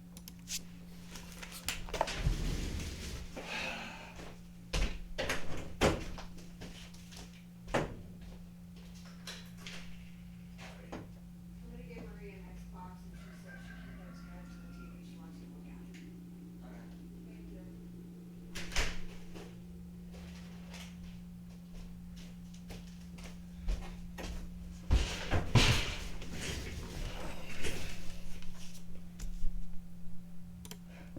I am back. Sorry, my mom needs me to do tech support for somebody else.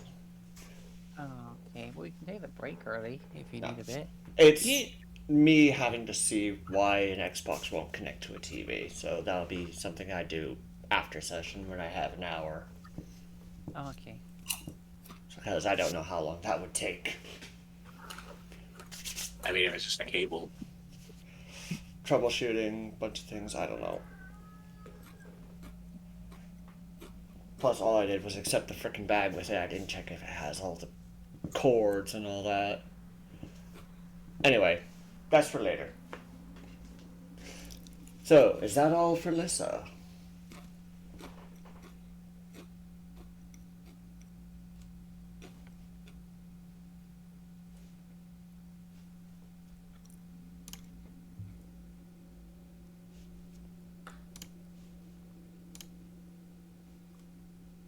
Is that all for Lissa? Yeah. Alright. Crap.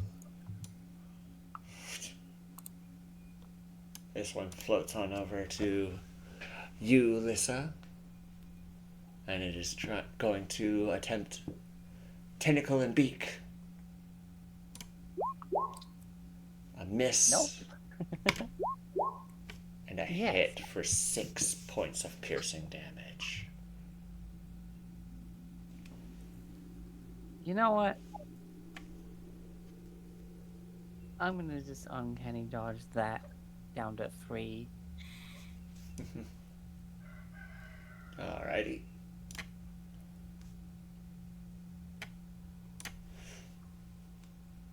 With that.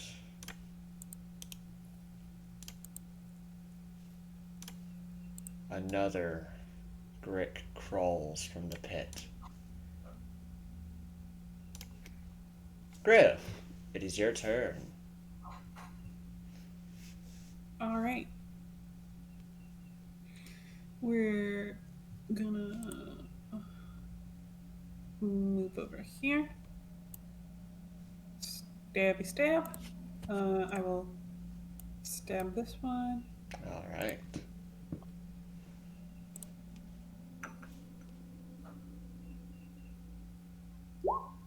Yeah, no. That hits. All right. And then we'll do a flurry of blows. Alright. My new wraps.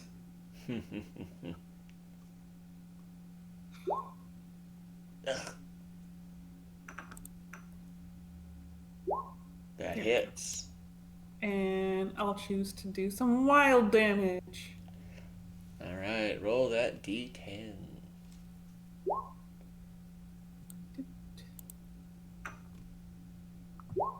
2.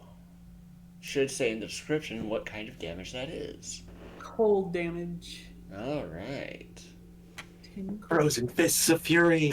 As you invoke the wraps, the runes start appearing upon them, glowing in icy blue. And as you punch, frost just covers it, and it shatters as it gets frozen solid. Nice. Nice. Okay, that's my turn. Alright. And with this, the final crick makes its way up from the pit. And now this growl is going to fly.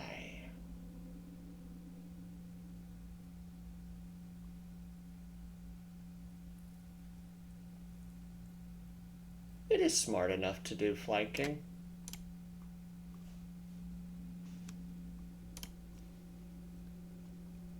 The Gricks, not so much. The Grells, yes, as they are literally floating brain. And so it is going to flank you, Griff, with a Grick, and going to try and attack you. So at a +2, 18. Meets it, beats it. Yes. So 6 points of piercing damage. And let's see that con save. Your thing. Oh, this is against Griff. Oh, wait. Oh, sorry. I heard flanking bonus. Yeah. Both you and Griff are being diagonal. flanked. Yep. Yeah. Sorry.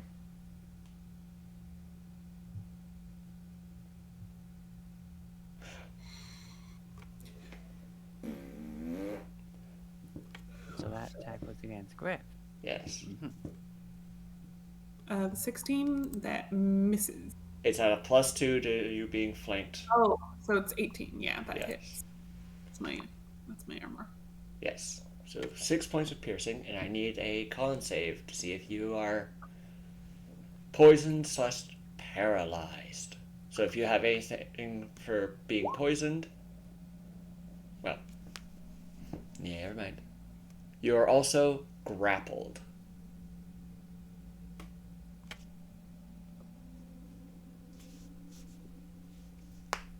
All right, asshole. And I believe that means the next attack has advantage against you. Where is that symbol?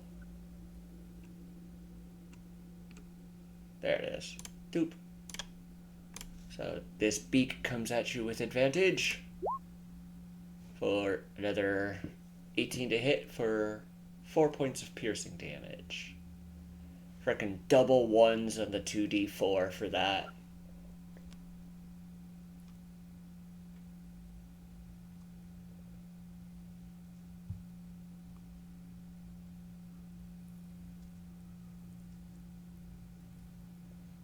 Goes to me or Lissa? To you, Griff. Oh, okay. Because you are wrapped up in its tentacles. Okay. All right. Alright.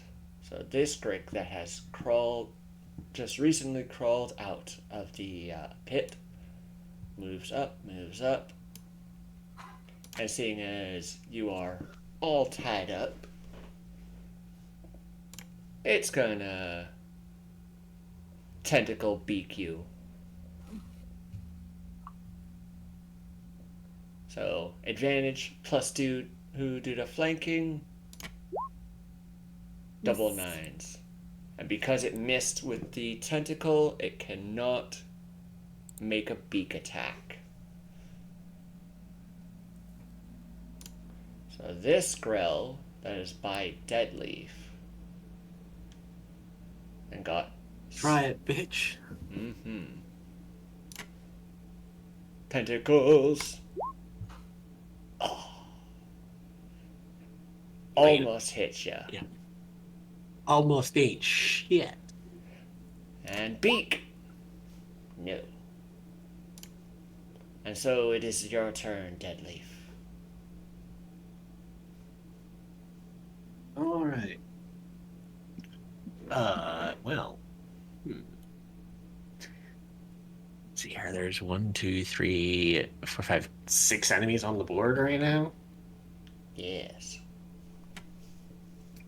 I think it's time for a little bit of wood chipper magic. Do it. Yeah. Yay! Yeah. Oh, boysies. Hell yeah, spirit guardians. Spirit Guardians will win. All right. And this is So the 3 brains automatically have to make the save first. All right. Let's see who is in it. Yeah, the 3 grills are right in. All right. So it is a. What's the save? Wisdom. All right. Yeah, wisdom. All right. The DC one right. 17. The one right next to you. 14. That's a fail. 11 radiant damage. It is still standing. One to the left of Lissa. Natural 20. 2 natural 20s. He So can suck. is it a save or suck or half damage type? Damage, I believe.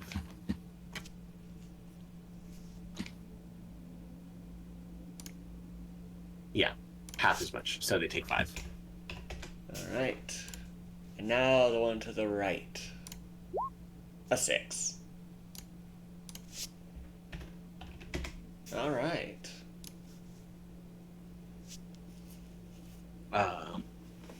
Well then. Doop. Doop.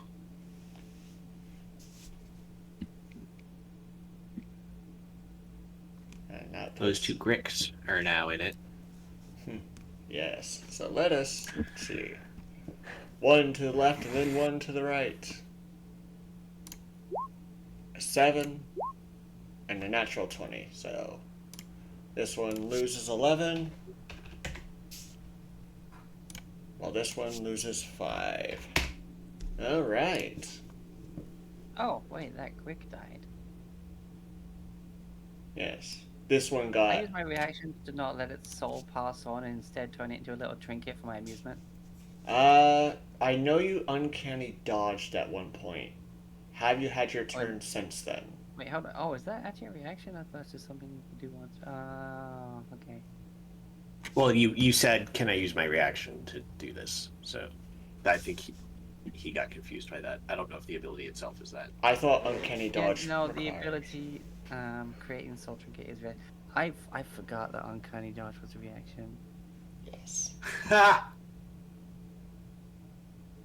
Yes, let's make reducing damage a free action. I'm like, yeah, I can do it once per every one of my turns, and my brain forgot that meant, of course, Yeah. it was my reaction that I can do once per thing. Yes. Shit. Okay, it's fine. Alright. So, if nothing else from Deadleaf, it is Lissa's turn. That's it for me. This one's really hurt, right? Yes. Very bloodied. Then I will stab this one first. Alrighty. That hits. It explodes. 25. Right, that's 28. 32. It is bloodied, but still up. What is the next damage? Is it when they start their turn in the area? Start or end, I think, was it? For the Spirit Guardians thing. Deadleaf? When they start their turn. Alright. Enter for the first time or start their turn. Alright, so which out of these two looks the most messed up? So the upper one is more messed up than the bottom one. Okay, offhand attack the bottom one. Alrighty.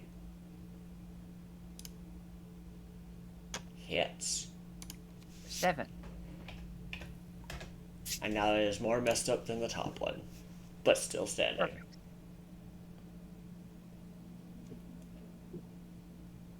And, Yeah, that's my turn.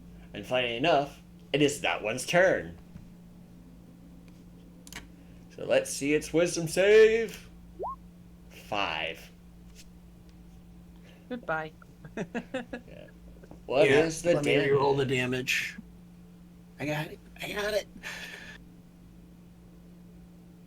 Also, what form does your spirit guardians take again? The coin, a bunch of coins just circling about me. Why am I now thinking of the freaking Grumps meme of the sun, like, zoom, you're getting hit by arrows, but it's coins. There was an anime, Symphogear. One of the enemies literally freaking machine guns coins.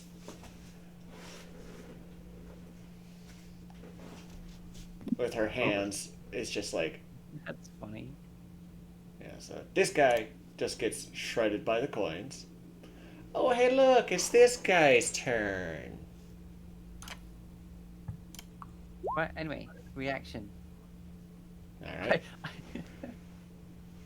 The coin that kills it, I kind of like snatch that one, and it's like used to trap the soul in the token of the departed. Alright. So this one also takes 13 points of radiant damage.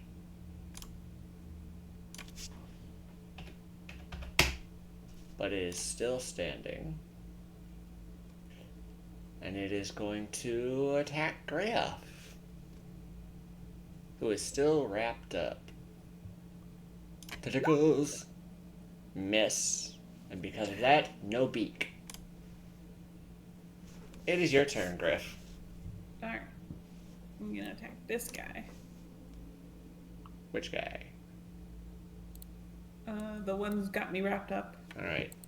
And I forget, does grappled impose disadvantage on your attack rolls? Only if I attack someone that's not the one grappling.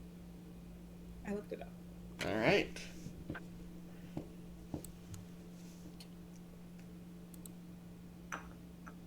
Natural 20. Alright. I see that damage. That sweet 30.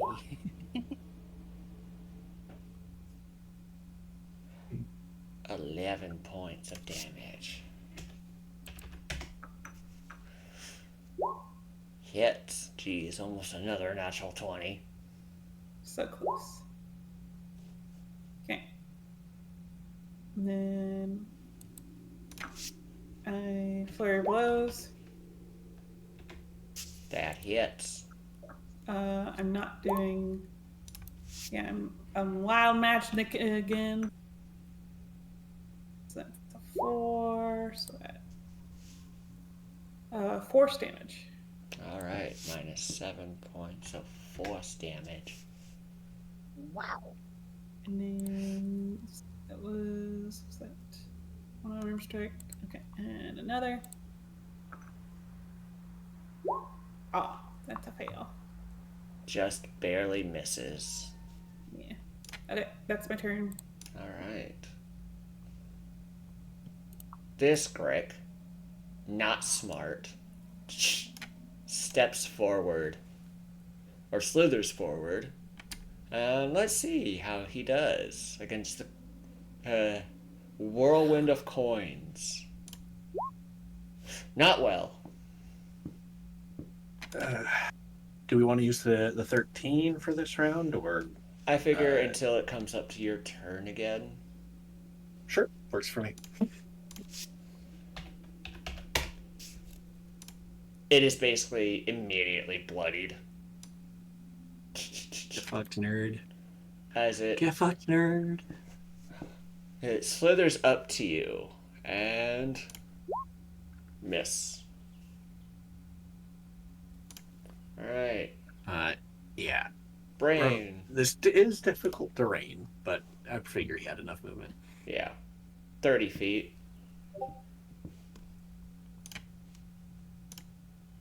Alright, this guy, let's see. Oh, wrong type. That was intelligence, not wisdom. 11. Still fails. So 13 points of damage. So the one grappling Griff is almost dead. But still alive.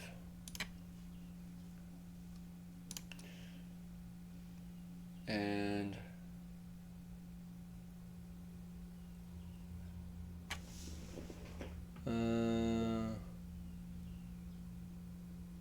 yes, Yes, okay, so can't make this attack its tentacle attack against any other creature than the one that it has grappled if it has someone grappled.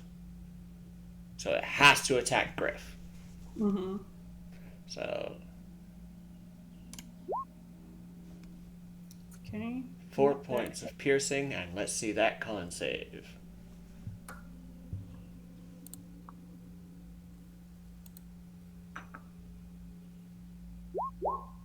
You're fine. And the beak. That is an 18 because there still is that Grick across from you. Yeah. So 5 points of piercing damage. Okay. Alright. Now this top of the round, this Grick. Let's see his wisdom save.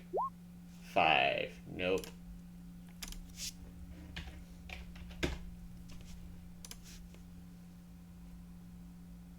So that guy's dead, so it doesn't have someone flanking against you as it makes its tentacle attack.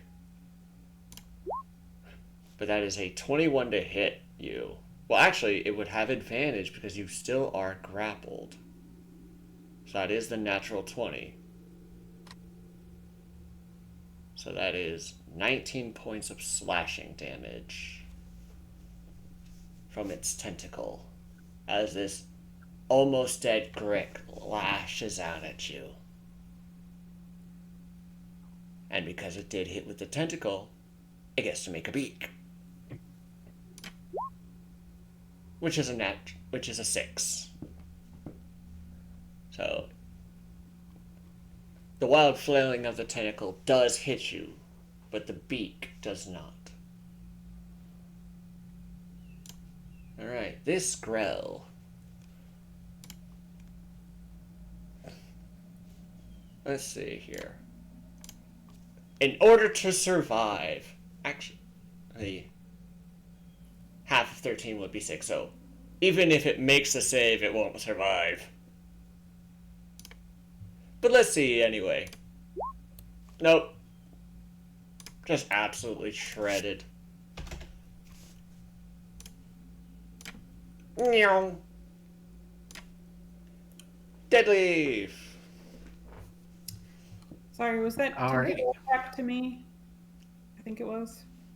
Yeah, the natural 20 was against you, so 19 points of damage. Okay. Well, let's see here. We got this guy right in front of him. He's getting a bonk. Alright. Don't know why I bother bonking. Now, I am a cleric. I should not be bonking. I should be spelling. But, Deadleaf's intelligent isn't all that great. He probably can't spell. Alright. Any movement, or are you sticking right there? No, I'm good. Alright. Lissa. I think I'm gonna... Wait, which one of these is grappling the Griff? The one on your left. This motherfucker? Yes. Oh, this motherfucker dead. Yeah, he did.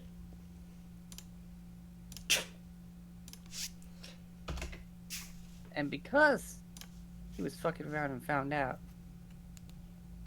Oh wait, I can't reaction on my own turn. Okay, never mind. Right? That has to be on someone else's turn, right? No, you can reaction on your turn. It's just that means you don't have your action until your next turn. That's fine. I'm collecting this motherfucker's soul. Alright.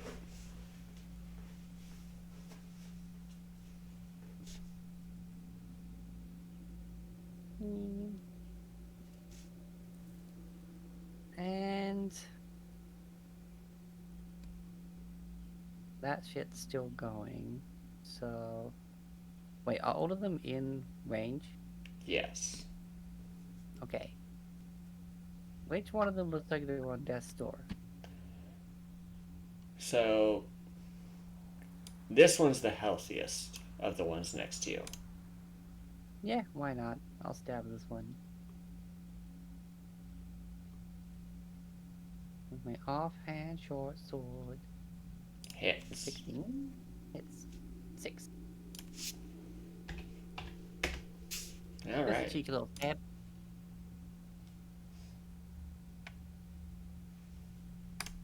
Is that everything?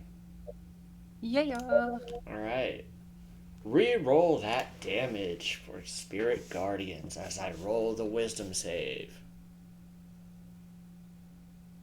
Get wrecked, nerds. Get wrecked, And are all the nerds. Grells dead? Yes, all the Grells are dead. I'm gonna close that. Oh, wow. Terrible damage. Whoa. 2 1s and a 3. I didn't know it got that low. And it makes the save, so only 2 points of damage. All the gold coins suddenly turn to copper. It's blink, blink, blink, blink. All the leaves are brown, all the leaves are brown. Give me a moment as I have a bot. Murder. Block. It was a ban evading bot. Alright, so he is still alive. And so he is going to try and, So first off, Griff is no longer grappled, so let's get rid of that.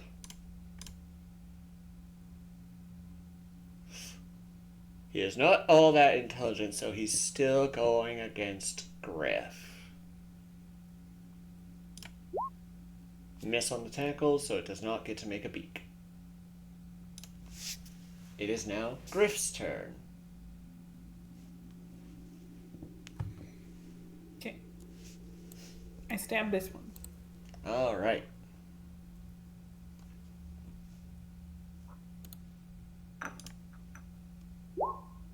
Hits.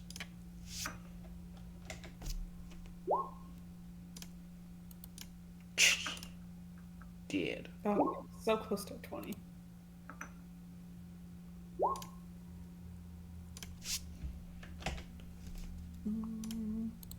Dead.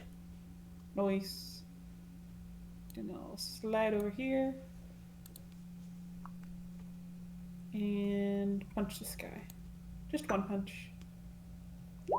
One punch! One punch. Bang. And that's for radiant damage. Nice. Alright. Secret technique. Serious punch. Yeah. Serious as in the star. It's radiant damage. Hey. As your fists, as the Stop. runes light up with white light, you punch this Grick in the back of the head as it tries to attack Deadleaf again. And that light just sears it down to its core and falls dead. Nice. These wraps were a good call. I was about to say, those things are really cool. Yeah. And with that, combat over. We are a bit over our break time. So we will take our break here. And we'll see you all in 10 minutes. See you soon. You got it. Bye. Bye.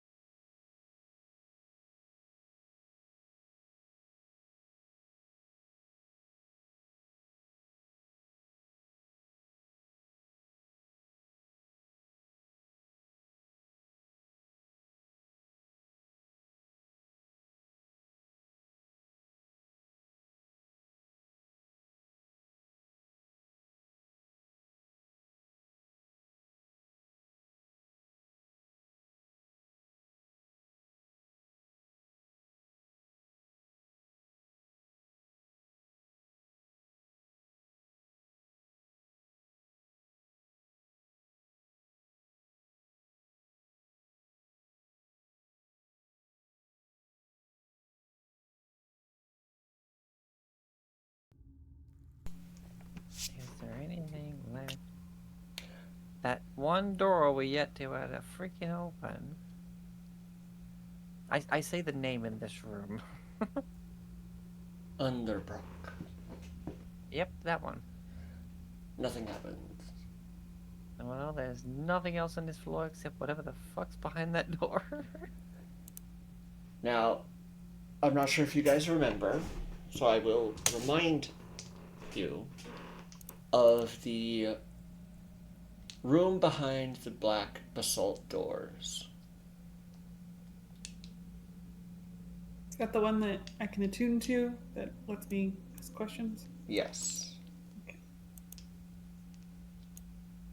Do we want to ask it any questions? I guess we could ask it how to open that door. And also where we're supposed to save Thunderbrook. All right. We I can do believe that. you asked that question before. But I'm not sure, but you can always ask again. Also, where is the missing piece of the jade staff? All right. Shall we go over there then? Yeah. Also, that's a lot of security for a staff of snakes. Yep.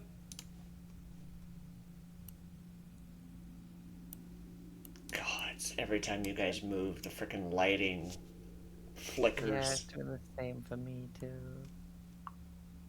I'm not having any issues. All right, I think the fastest way is to go right.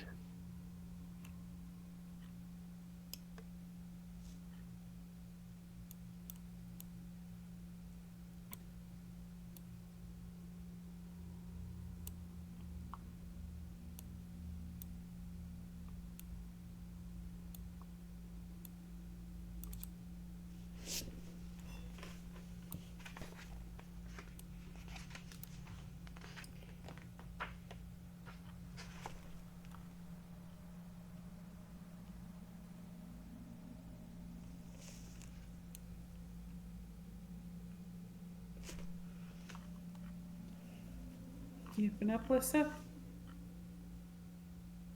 Yeah, come on. Wait, which way? Wait, oh, wait, it's over there. I think if we go, I mean, we can go right, we can go left. Eh, sorry, okay, there we go. I had trouble getting Uh-oh. through the door. What the fuck are? Oh, wait, are Those those are our wooden mules? horses. Yeah, Those were are the wooden mules. Oh, jackass. Yeehaw.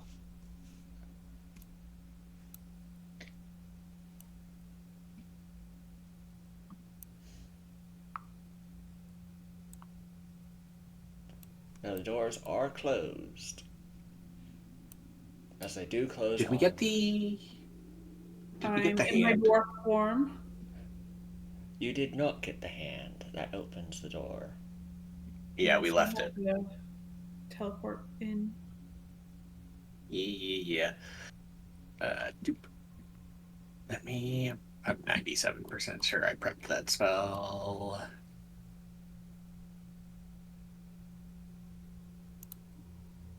It's a 4th level. Alright.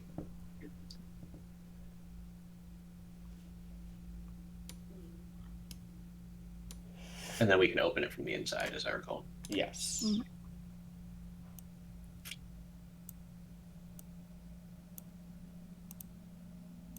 Alright. All right, I'll sit down and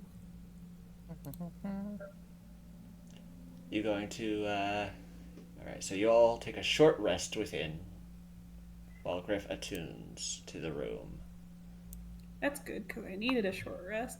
Yes. I need a healing.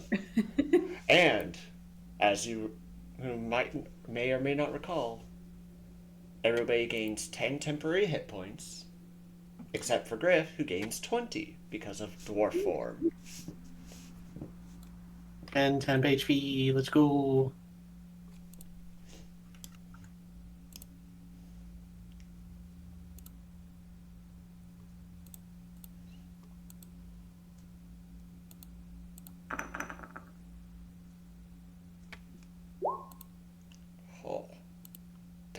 good health roll. Mm-hmm. Oh yeah. Right. And I have to unattune to something. So we'll do the Ironstone of Intellect. All right. I forget how this door works. Is it only one question? So, So it works like divination, as I recall. yes. Okay. So you ask a question, and I have to double check that crap. I think I have the spell. Let me just pull it up.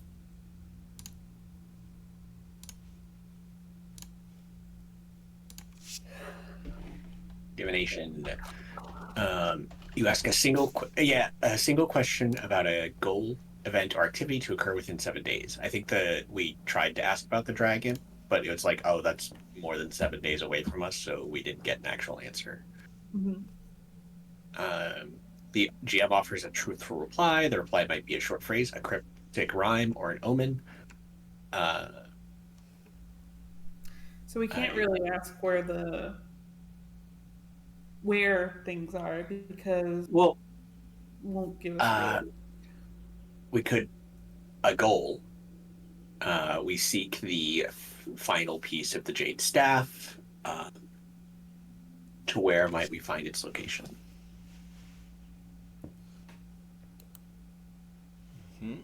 Yeah, it's all about phrasing. Okay. I asked that then. All right. So, let me see.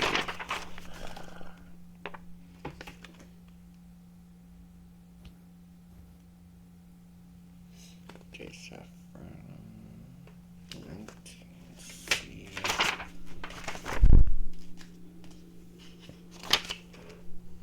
Huh. Okay.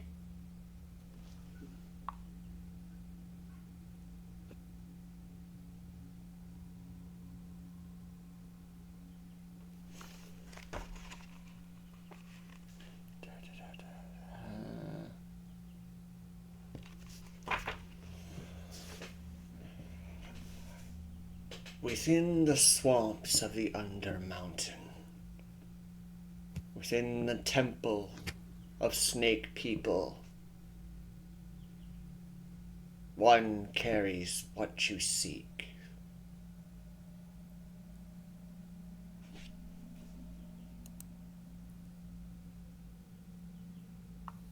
Sorry, within the what of the temple? Alright.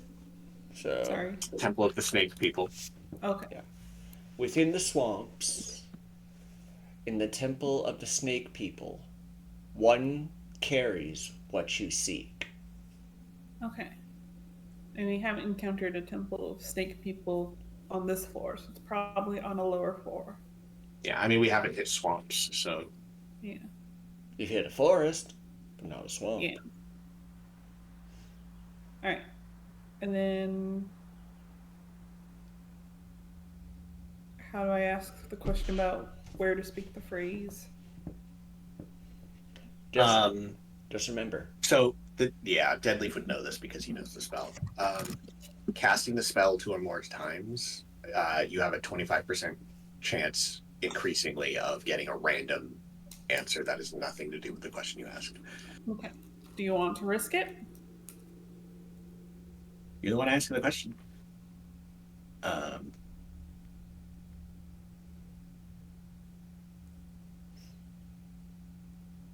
Yeah, I'll risk it. Then, in case, I would say,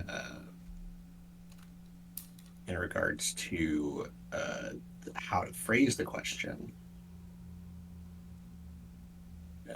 could be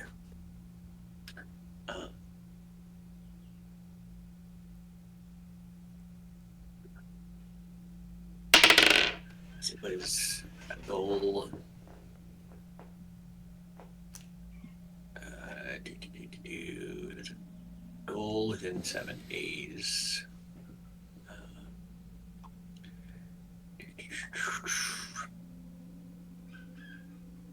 Event. Well, no, activity.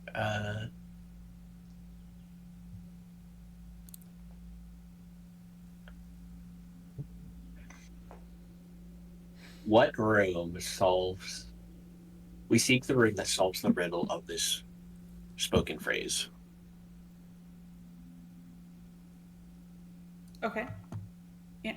We seek the room that solves the riddle of the spoken phrase. And I'll repeat the phrase.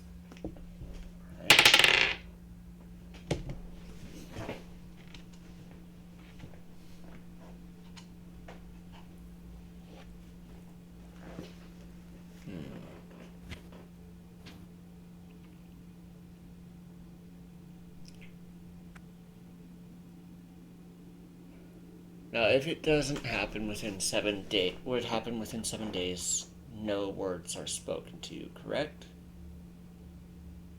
Sure. It's up to you. Because, yeah. It's the bottom floor. We gotta say the name. It's the phrase to get in Mad Maid's bedchamber.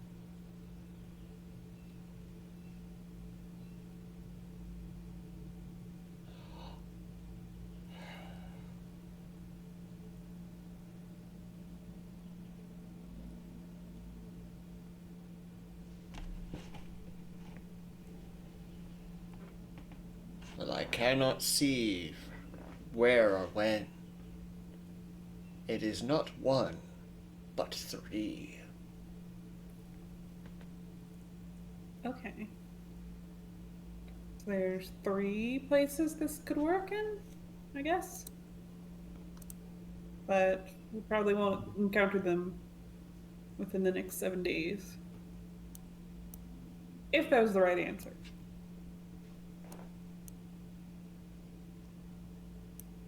Alright. Shall we move on to the next floor? I thought you came here to ask how to open that one door. Oh. I forgot about that. Okay. Secrets. Alright. We seek to open the door we have not been able to.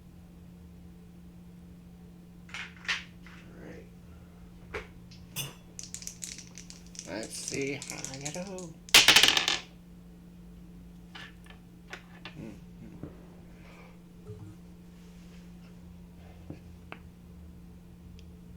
While standing before the locked door, the way forward. To progress forward, you must first fall down.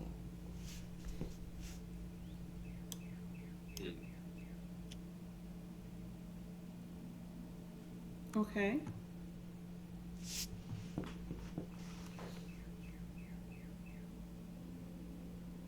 Wait, wasn't there a pit trap in that? Yeah, is that this place? No, the door is over here. Okay. Yeah, we blocked a pit trap in there, I think. Okay. So I guess we gotta open the pit trap. Alright, well, I'll... Trust fall in. Oh wait, sorry, aren't you only hearing this, or are we all hearing it in the room? Only Griff. It'd be to hit Griff. Only Griff, yeah, okay. Okay. I'd relay what it says. Okay, then I say that. Yeah.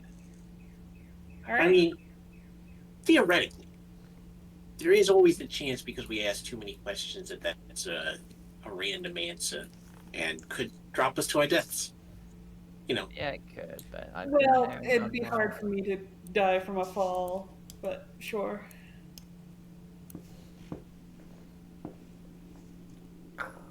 We should give it a go. Yeah. And I guess...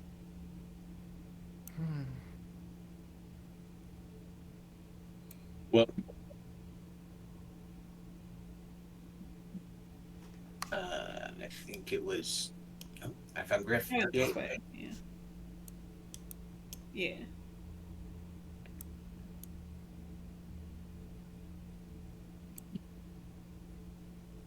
Alright. Alright, so I don't mind heading down there, like, I mean, theoretically, if anyone's gonna do it, it's probably me because I have an actual way to get back up here. I mean, I can run up. Depending on how deep it is, but sure. Let's pop it open, I guess. You know what? One for all for one. We doing it together? Sure. yeah, why not? And I This would dislodge be a the, terrible thing. You the, all the jam. you all stand upon the trapdoor and remove the pythons that keep it closed, and you all drop the 30 feet to the bottom. So that I don't is have a monkey ability to do it, but I'm gonna attempt to slow my fall. Yeah, I'll Like slow just fall because too. of the size of the pit, try and do like feet and hands so. either side of it. All right, so Actually, it's quite slick though. Yeah, but I can't do that without monkey. It's also 10 feet wide from the looks of it if it takes a it program. is. Oh. Okay. So Griff does get his slow fall. Mhm. Knowing that you would drop, I will allow a dex save to try and half the fall damage as you basically tuck and roll in like a parachute 3-point landing for Deadleaf and Lissa. Dex save. I'll admit, I kind of just want Deadleaf to just drop and not do anything. Alright, so it is 2d6 of damage. 7 points. DC was 15, so unfortunately Deadleaf missed it by 1, so you take the full 7, while Lissa only takes 3. I stand by. Deadleaf just folds his arms over his chest. The pet trap drops, and he's just like a statue as he falls. It's like freaking wow, Leon Kennedy when he jumps out the clock tower at the start of 4 and just full on just like where he's like the size of that ladder, his shins would have just flown up through his knees. Alright. He's stuck the landing. Alright. We're now at the bottom of this 30-foot pit. Well, at least there wasn't any spikes down here. And I've got to double check this for a second. This is 29C. So.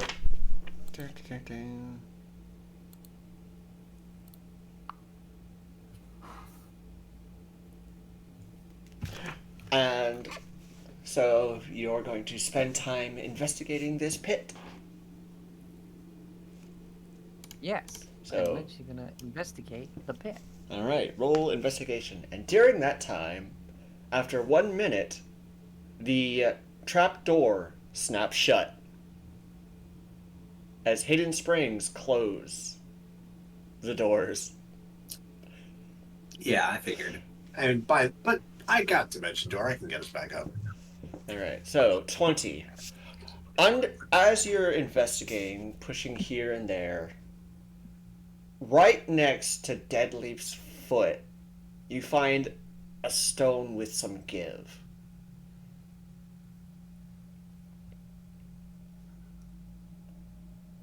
And upon... What is this? Sorry. Carry on. No. I wanted to investigate to see whether or not that's like a secret door button or activate crushing trap button. Like You may make another investigation check. 25. This is indeed secret door button.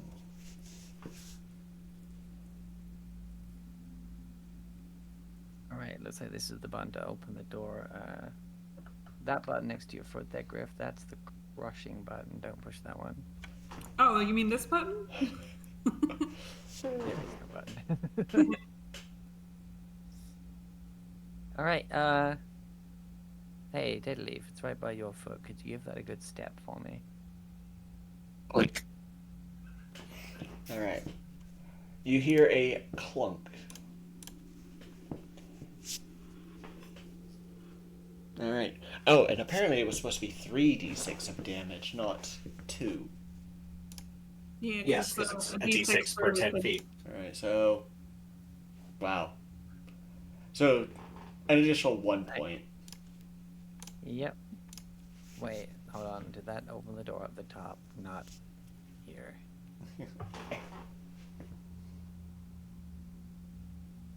Can I attempt to run up? Or did the trapdoor close? The trapdoor Yeah. closed after 1 minute. Ah. So you're technically locked in this pit trap. Here, take my crowbar, see if you can hook it open. Yeah, I'll do that. Alright. See if I can pry it open. So you run up. Make me an athletics check to try and pry the door open. Because I'm great at those. 5. It doesn't budge. Wait, isn't it more about using the crowbar to put the weight on it enough that it would trigger the trap? It specifically states.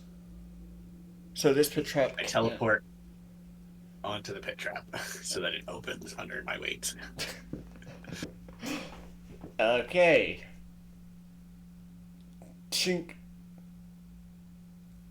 Fall again. Well, Griff can now run up and get above the pit trap. Nice. Alright. Do you attempt to save from the frickin' fall again, or just tank the... No, I'm having fun with this. Alright. Just like I pass Griff as he's going up, and I'm going down. I'm like, hey, Griff. Another 7 points of bludgeoning damage. Did you at least take Lissa with you and drop her off up top? I can't. You are. Oh, I am yeah, small. You are big. Oh. Yep. But no, Griff is fine. now up there. Rope. Yeah, so I'll try and like hold the trapdoor open and toss a rope down. I mean, we have a minute, so. Yeah. Yeah, you should better Open the bang rope. it open. Yeah. So you quickly toss down a rope, and both Deadleaf and this are able to quickly climb up before it snaps shut again.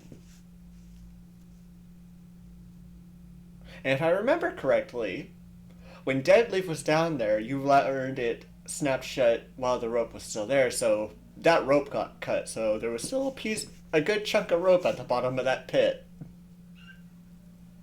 I don't think it was that pit. I think it was another pit. Yeah, I don't think we used rope for this. There was a pit that we used rope and it got cut. I thought it was this Oh, one it because was this Deadleaf pit. fell into it, and one of you tossed a rope down to get him out. No, I don't think it was this one. It was another pit trap, I think. It's fine. But yeah, we do have a shortened piece of rope. Because of a pit. I'm not sure which pit. The pit. I opened the door. What's that?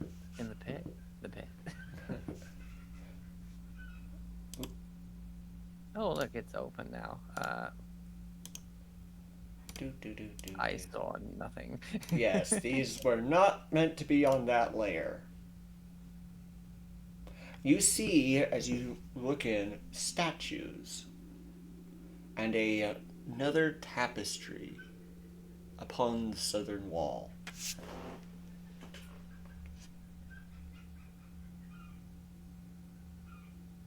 Well, I have to hand it to them. I don't think anyone would try and look for a way to open a door by intentionally dropping into a trap. First, It's a very novel way of doing it.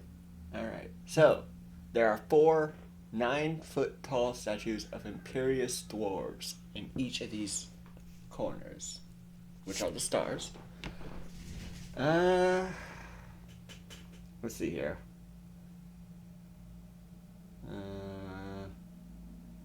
It does not say who. Oh, wait, yep. It does say who is. So,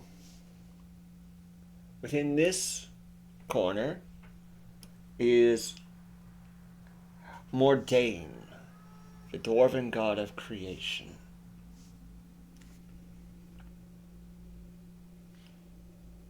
Here is Baronor Truesilver, god of hearth and home.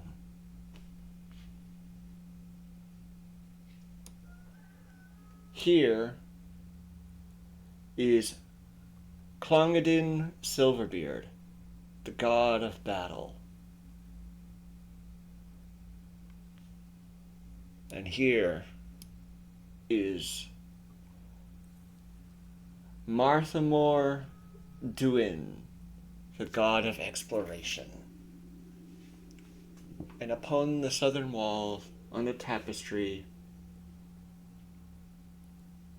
between Morden and Bernier, is a tapestry depicting that dwarf that you've seen in all the other murals upon this floor, wielding a war pick as he battles a purple worm.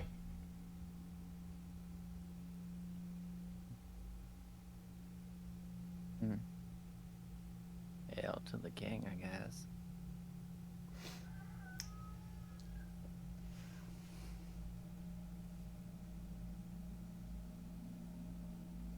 Purple worm. Alright, I need to roll something. Oh! Oh, don't worry. 3. So, everybody. I mean, last we heard, Griff was still in dwarf form. It's fine. Yes. So, Yeah. pick a number between 1 and 3, each of you. Cannot be the same number to decide who gets this effect. 2. 1. That means Lissa gets 3. And so she... Yeah. Alright, so it's that game.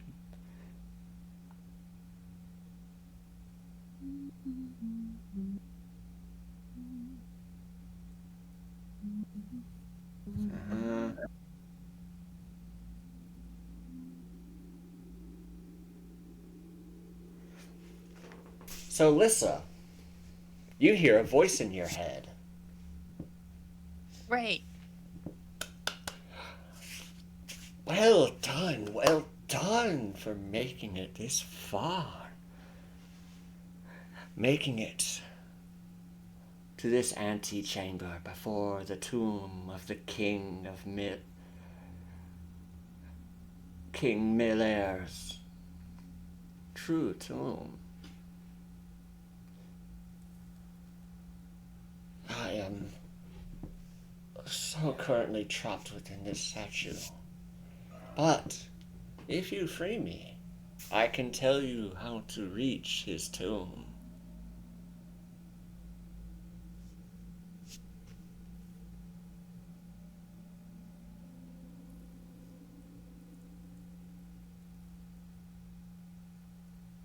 You're not the pretty voice I'm used to hearing inside my head. Explain yourself.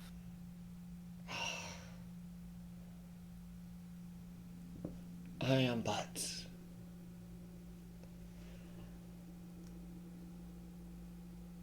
someone that has knowledge of this place and can help you reach his tomb. I just ask that you free me from this statue. Alright, and what did you do to deserve being turned into a statue? Sometimes simply existing causes others to hate you. Okay. Well, like this purple worm. Yes. As you know, Oh, no. Carry on. purple worms do get a lot of gemstones within them. So people kill them for that. And yet all they do is exist. And try to eat everything. Yes, but that is their nature. Surely you will not hate a cat for its nature of scratching everything up that it lays its claws on. Well, what is your nature? That is a very good question. I need to read some shit. We're all agreed that this guy is sus as fuck, right? Just do note, this is the only one hearing this. Yep. Yes, that's why I'm not saying anything. Okay. So, like, hearing Lissa talk to herself again, not that it's the first time. With the ghost she already has.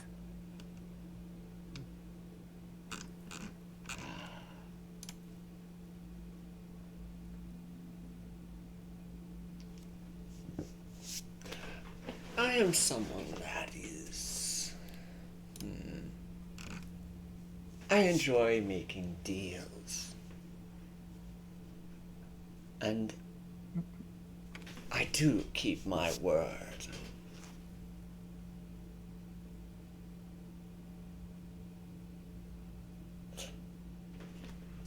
Now that is something interesting. I have to check on that. If I may ask, Insight what check. But yeah, good. what languages does Lissa know? Common, Elvish, Thieves' Cant, and Uncommon. Interesting. Doesn't it?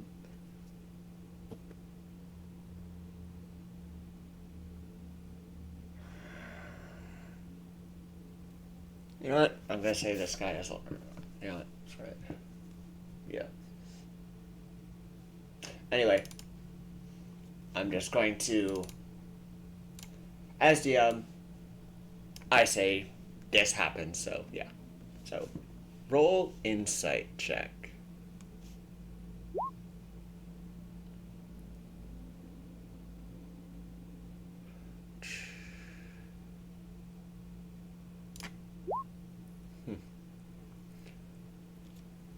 What exactly are you inciting?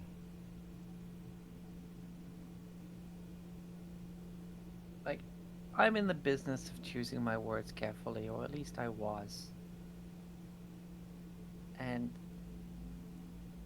I was like, is this person just being very careful with his words because he's an evil bastard?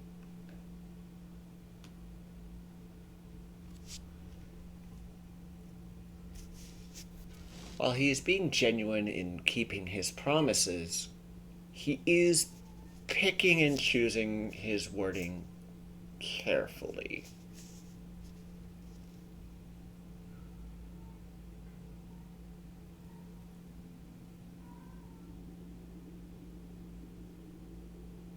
So...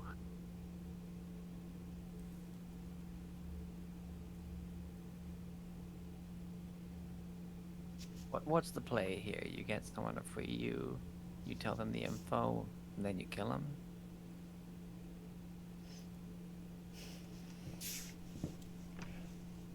Oh heavens, no, I would not kill you. Very specific wording there. And the way forward requires more than me just telling you the way. It is more complicated than that. Really? Of course. Oh, how so? Well, free me, and I will tell you. Well, I almost had you there. Alright, fair play. Not agreeing to that, but still. Which one are you? Ah. Let me see. Which one was it?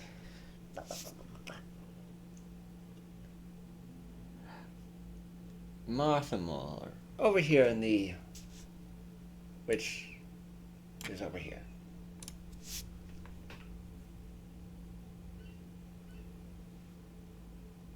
I stare at the statue. So you're in there, huh? And yes, she is saying all of this out loud. And you're offering to help us get further into the true tomb of the king for your freedom. Yes.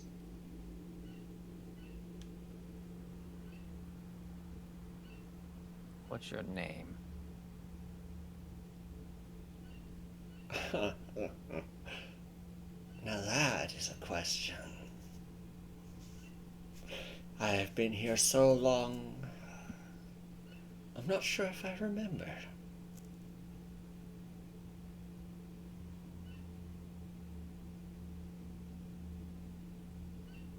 Okay.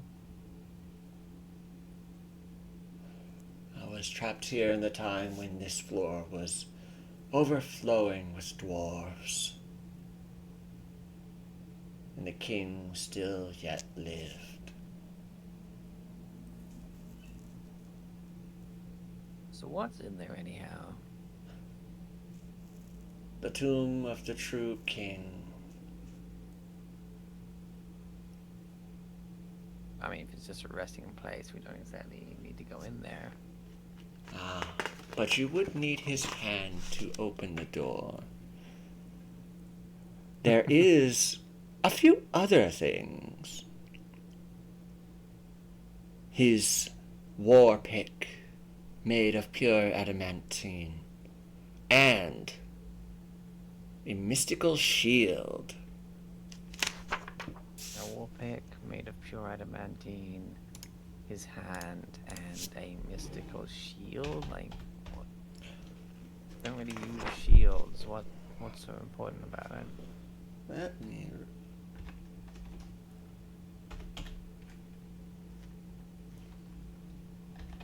Give me a second.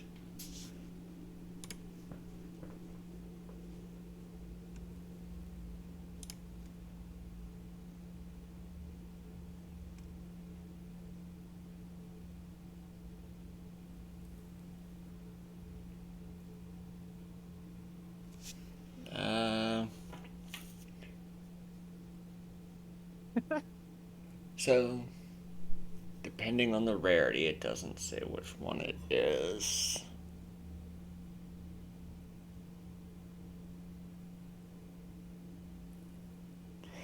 So I would technically just roll a frickin' D3 to see which rarity it is, because it doesn't say.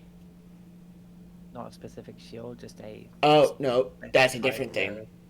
It is just a normal shield, so it doesn't have a +1, +2, or +3. This shield is a sentinel shield. A sentinel shield? Oh, I yes. don't know what that does. While holding it, you're extra perceptive and allows you to do better when starting combat. Basically, it gives you Shield a that helps you see and makes you quicker to react for when you're getting attacked. mechanically speaking, advantage on initiative and perception checks.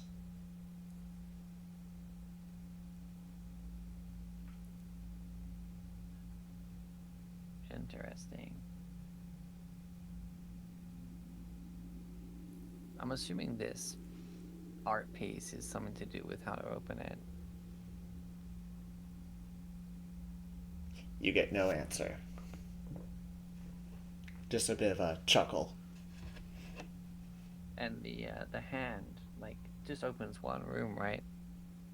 Yes. Basalt Yeah, doors. Yeah, the room where you can kind of, like, ask it questions and such.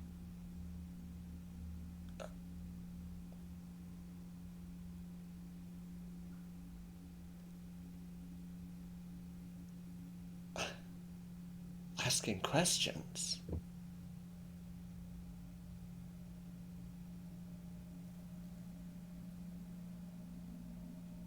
The basalt doors in the temple, right? Needs the hand of the king to open. Yes. Yeah, okay, we're on the same page. Alright, so, according to this statue right here that I'm talking to, in the true tomb of the Dwarven King, there is his hand for the doors we've already opened. There is an adamantine war pick, and there is a sentinel shield.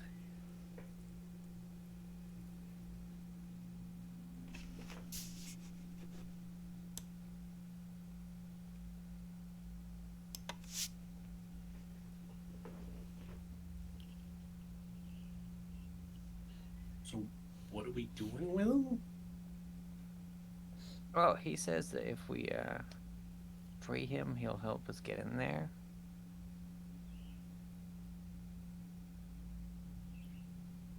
Oh, and he said that he won't kill us. I mean, there's a lot of things that are worse than death. Yeah, there are. What one was your forte? Was it going to be torture, taking out souls, and she kind of starts playing with a soul trinket? Oh, none of that. No. Drag us to one of the layers of hell when we die or something. No. To do that, I would need to make a contract. Well, you're asking me to free you in exchange for information. That's a contract. But not a soul-binding one, my dear. Oh, so this is a casual I'm bored and want to go home thing. As someone who's part of the Order of the Gauntlet, who's not good about undead and all this stuff, based off of what Liz is telling us about this thing, do I know what this might be? Roll Arcana or Religion. Please, like there was never actually any choice between those two. Hiya! 23. This is indeed a demon of hell that Lissa is talking to. A demon or a devil? Because those are very different things. I don't. I'm getting the idea of devil. It is which a is demon. lawful. It says within its description, demon. So Wow, That's it not wants good. to make a deal. That's very weird. I don't know much about the difference between devils and demons in D&D, so it. Devils are lawful evil. They make the contracts. They do the deals, etc. Demons are chaotic evil and just basically want to kill stuff. Mm. All right. Well. So I've been portraying him a bit wrong. Whatever. So, you know he's from hell, and from the sounds of it, he does sound like a devil with how he's wording himself.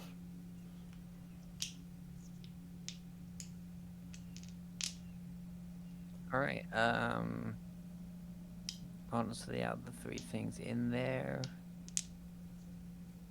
I mean, do you really need a new shield, Deadleaf? I mean, mine's pretty damn good. It's like a +2 shield.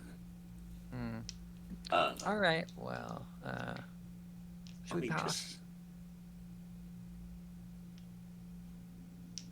But, you know, yeah. I mean, don't get me wrong. If I could get a Sentinel shield, that'd be sweet as heck. But I'm not about to free some sort of demonic entity to do it. All right. Fair enough. Well, bad news, buddy. I've just conveyed with my friends, as you probably heard. I'm going to decline. Good luck for when the next lot come by. And she's going to turn and start walking towards the door. No, no, please! I have been in here so long! And it's basically blasting this to all three of you. How genuine does that desperation sound?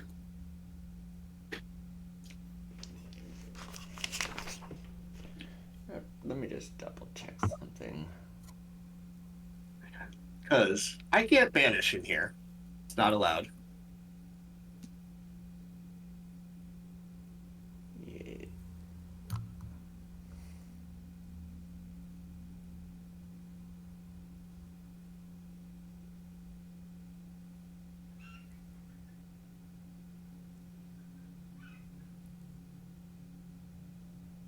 You Ah. used to be a professional burglar and kind of spent day to day just milking people for information without immediately thinking about it. So, apparently it does have something it does when the characters say, hey, no, we're not freeing you.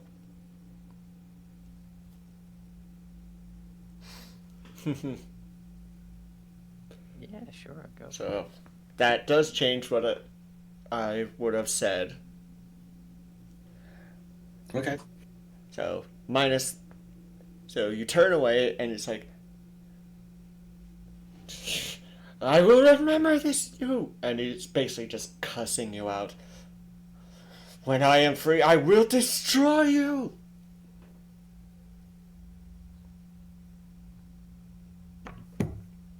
That's a deal I'm not going to sign up for. Can I check behind the tapestry just to see if there's any hidden spots? You see a perfectly intact wall. Did we speak the code phrase? I'm just assuming you're saying it as you keep entering every room. So Okay. basically, once you enter a room where it happens, I will say, as you speak the word, something happens, and whatever happens, happens. Okay. Okay. Yeah, you're good. Oh, any of these statues have a pick? They're dwarves. I imagine the god of battle does. It's Yes. like if the tapestry is any sort of clue, then it might just be as simple as breaking down the wall behind it. I'll check each of the statues to see, except for the one with the devil in it. So, Just to let me think. God of battle. That was Clington Silverbeard. That's the one you're right in front of, Griff. He is holding a stone pick. Oh, and I'm pretty sure we know, but let me just bing. Wand of Secrets. And what was the range on that? 30 feet.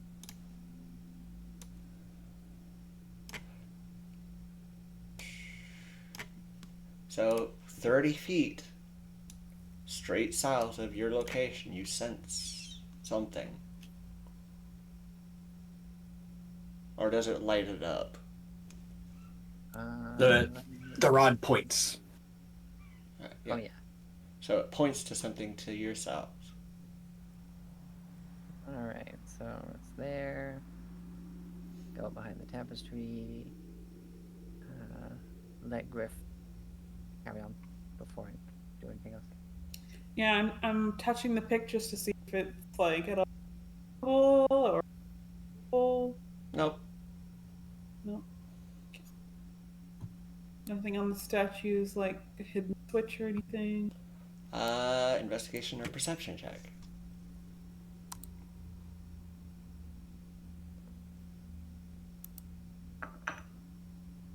Oof. 14. That's pretty bad for Griff. But It is. you're not seeing anything that's hidden. No switches, no nothing. It is one solid statue. Okay.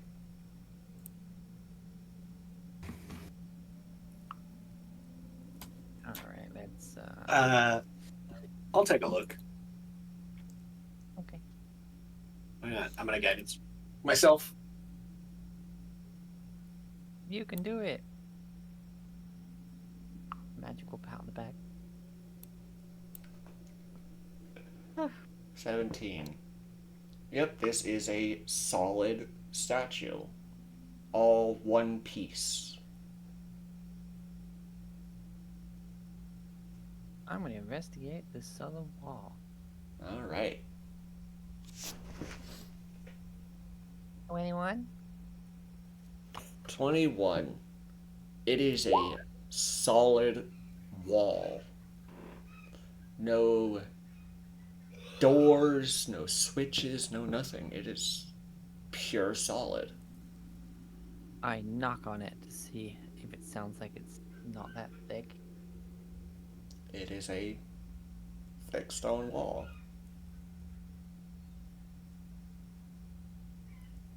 Ah, well, I'm checking the other statues. So you're investigating the other statues. Guidance.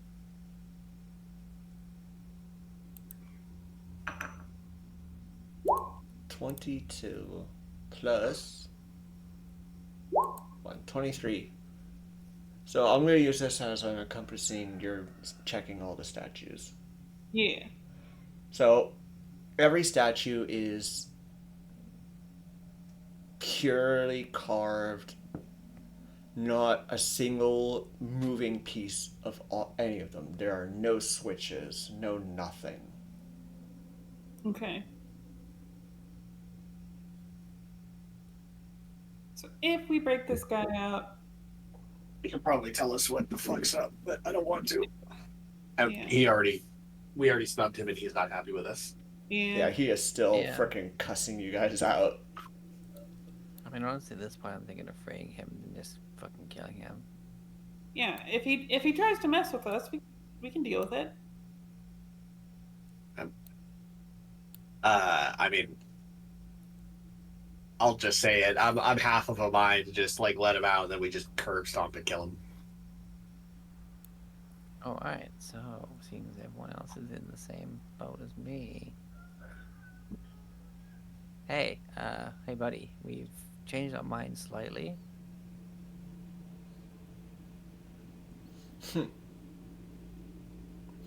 You wish to know the way forward, but you honestly think that I would tell you now that you have snubbed me. Well, start with telling us how to let you out of there. You must break the statue. Oh, more desecration of this very ancient and sacred place. Okay.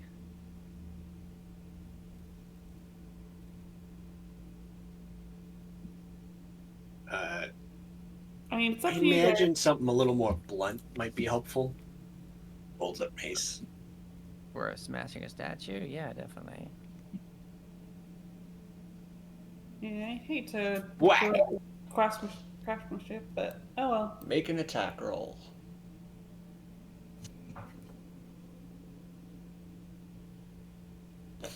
Wow! I mean, really, it's an inanimate statue versus a mace, and this was gonna happen. 12 points of damage. It cracks. 12 points of bludgeoning. Yeah. It is unaffected by the poison damage.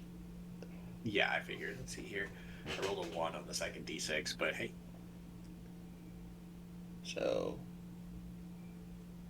8. So that's 7.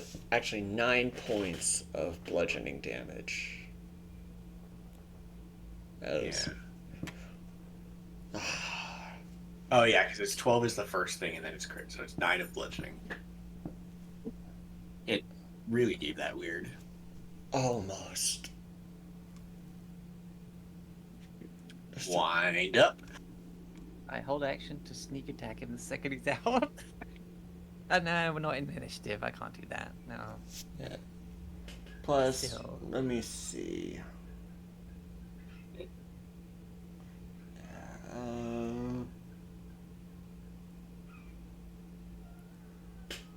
Alright. Yep. 16 hits.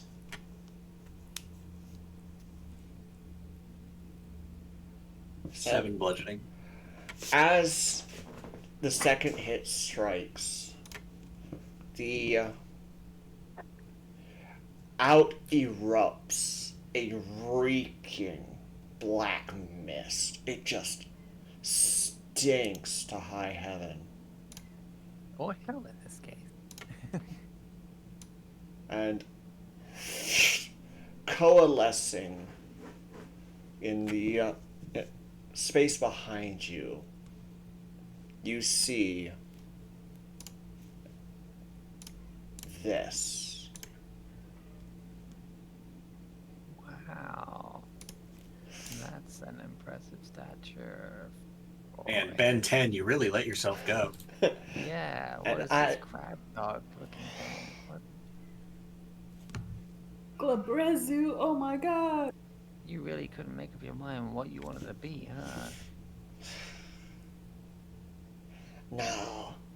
I I was mean, if you can going be it to. all. I was going to kill you after you had finished looting the tomb. Oh yeah, I know you were pretty good. blatant about Yeah. that, honestly. It actually is a question whether, because you freed him, would he? No, you did. We didn't agree to the initial whatever, but Yeah. But perhaps. Well, you did free me, so let's make it a game now. Oh yeah. Defeat me, and I will tell you how to advance. But Okay. he says that as he's free, so you do have to go back one, Lissa, as we are entering initiative.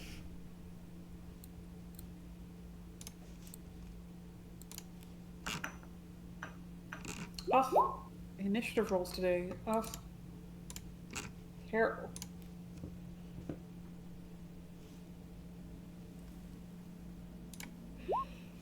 Ugh. It got worse.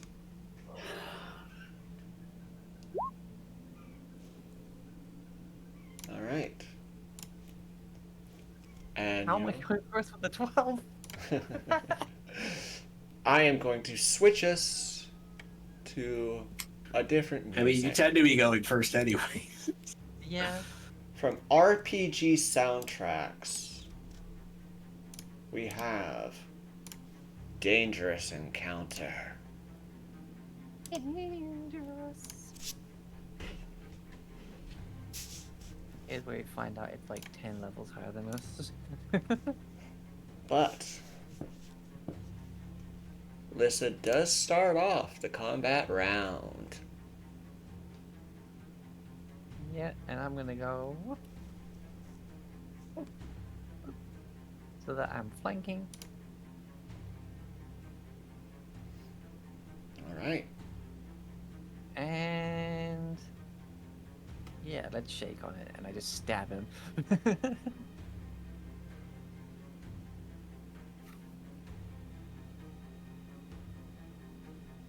Oh, that's a miss.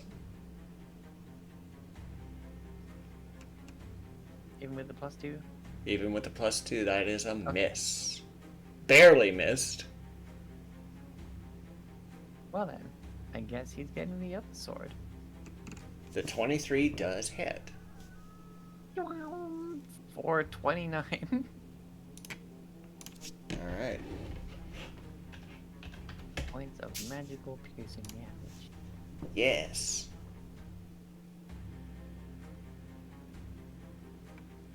Alright. Does he bleed? He bleeds, but he is not bloodied.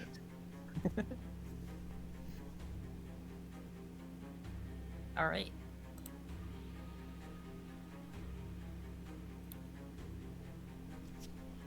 Alright.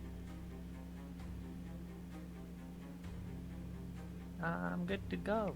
Alright. Deadleaf. Yep. Well, how we're gonna handle this is a simple solutions here.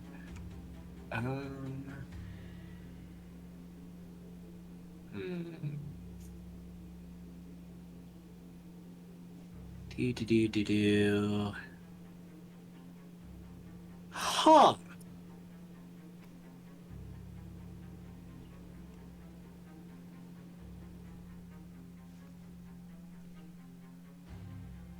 I kind of want to be funny. Let me see if I can do this. Modify memory. Oh, wow. Okay. Is there anything... Because we're fighting him, he has advantage on the save. And he does have magic resistance. Either way. I mean, advantage doesn't stack, so... Yeah. But, let's see. A 12. So, the memory I implant in him that I rewrite and change is that we freed him, like we didn't snub him, and he gave his explicit agreement and promise to tell us how to get into the treasure room, how to like continue forward without lying, and then he will go home or leave us alone in peace, or however. I don't know if he can go home, but All right. So, with this new memory planted in him, he looks at you just like, well, that's rude. Stabbing me after I have promised your friend here to... I'd erase the stab. I mean, he's injured. I don't think we can. Kind of hard to make him forget that. The injury came as a result of us breaking him out of the statue.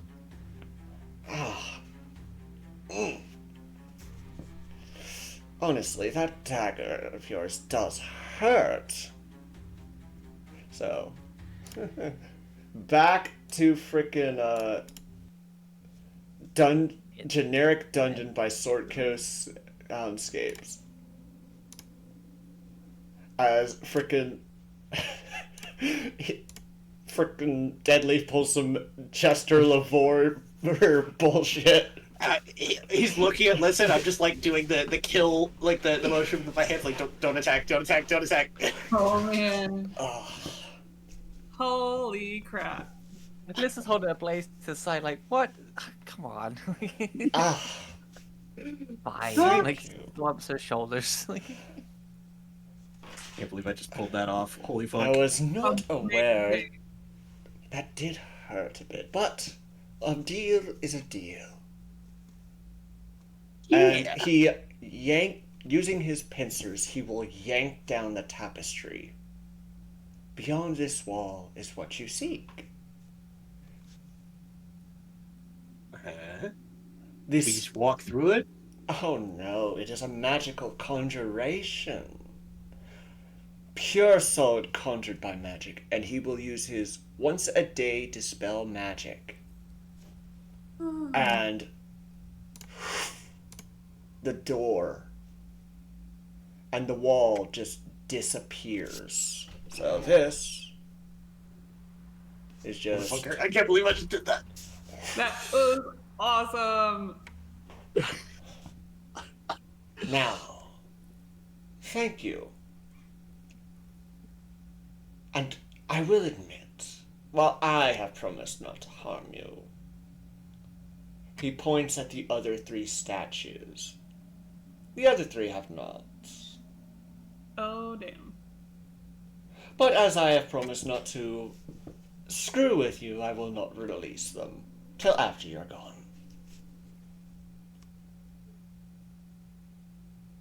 And you hear him, he tilts his head like, no, they did not do that. I remember things correctly. Oh shit, he's they're telling him the truth. Too bad his memory is what it is. Run straight in. Putting all 3 specifically good items in the bag. Oh, they're not in this room. You don't see the Oh. sarcophagus. Yes, there is another door you have to find in there. I know what I remember. I'll help Lissa look real quick. How's the other door? Do you know how to get there? No, I just knew how to disturb this. It's easy to find. Just Appreciate it. Like, okay. he is literally walking up to each statue and just arguing with them. So I want It's to. really I will easy, it's like, post. what was that? So, I modified his memory permanently. So, I know where we're gonna get him. I mean, it's good. I'm looking for the switch for the door. I mean, we can handle it after because I think we're gonna have more demons to fight anyways. But let's get this shit first. So you did have to speak to him. So Lissa did hear you describe how the memory was modified. So yeah, Oh, you say that out. Oh, you say that. You describe his memory out loud that you changed. yes, he had to Oh, okay. describe what the new memory is. Oh, I didn't think that was like out. Out. I thought It was like- basically, he goes into a hypno trance, and then I tell him, "This is what you remember." Okay. Thing is, this guy The is now statue's heard. Yeah, but this guy is now no longer speaking in common. Do any of you speak Abyssal? No. Yeah. Pulls out a potion, chugs it. I now comprehend languages. Yeah, you hear him arguing in Abyssal, basically what I've been describing. Okay. So, perception or investigation checks to find the door. We need to do this fast. God damn it. 24. 24. You see a door. And upon it, you see the sarcophagus. Looking for traps real quick. Another perception check. Yeah. 16. Nothing appears to be trapped.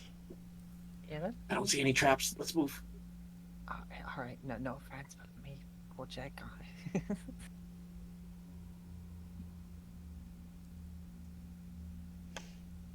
You just Actually, no, I'm not gonna double check. I'm just gonna look specifically on the sarcophagus for traps when we get in there. all right. You climb the stairs up to the sarcophagus.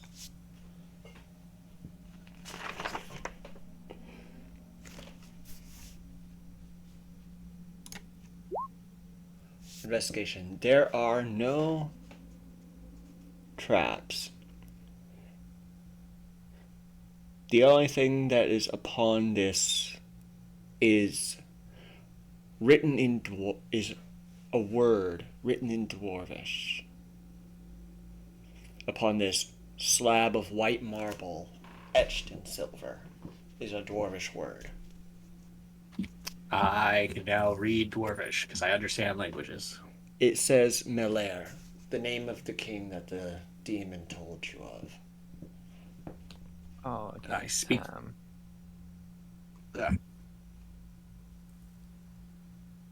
No, go ahead. I was going to speak the name, but I don't think I need to. Go ahead. Well, my brain was like, I speak the name aloud, and Nothing happened. All right. I look around the room. Is the loot here, or is it freaking on his body?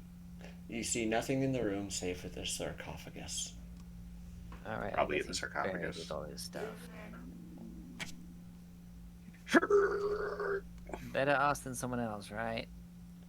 So, like the other, it does take the combined strength of 20, so the two of you are able to push it open, and you see the mummified corpse of a dwarf, clad in burial robes, clutching an adamantine war pick in his hand, and the shield resting atop his legs with the symbol of Dumathoin, the mountain with the gemstone embedded in it.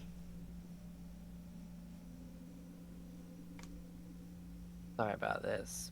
Really cool artwork. You must have been a really cool guy. I'm going to grab what the, is your name?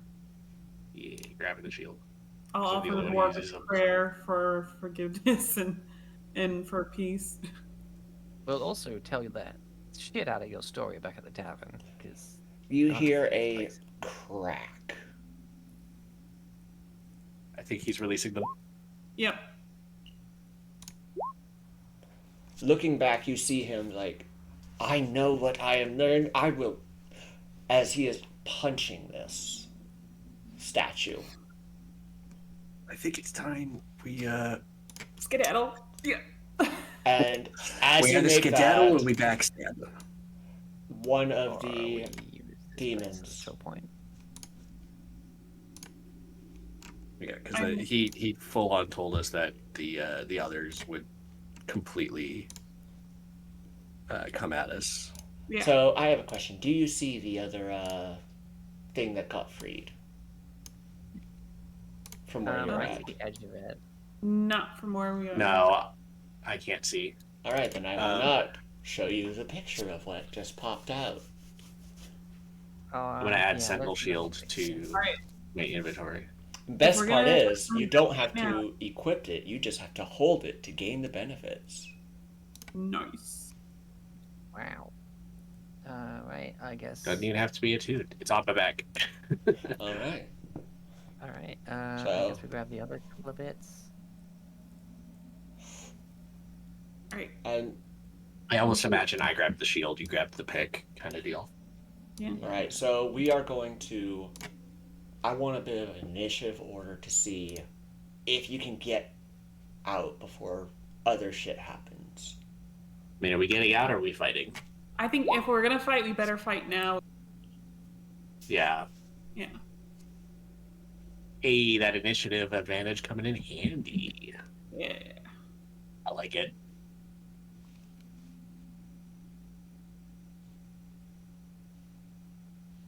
So, the first demon is not going to do anything as your modified memory has basically made him friendly to you. He made a deal, but yeah, I get you.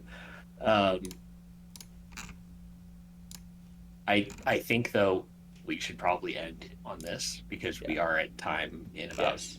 Once we get Lys's So- initiative. Oh, yeah. And Click on what it. is your dex, Deadleaf? +2. Alright, so. Alright, did set it up correctly. With this, and one demon getting free that has not had its memory modified by Deadleaf. I can't do that again. No. Can I get the spelling of the king, please? Sorry. Oh, yeah. Adamantine War Where is it? Ah. of Name. King. Dwarven King.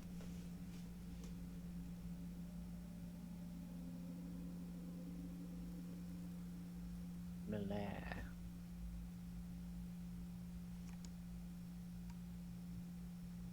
And then in this part, I'll just put Hand of the King Melair. Alright.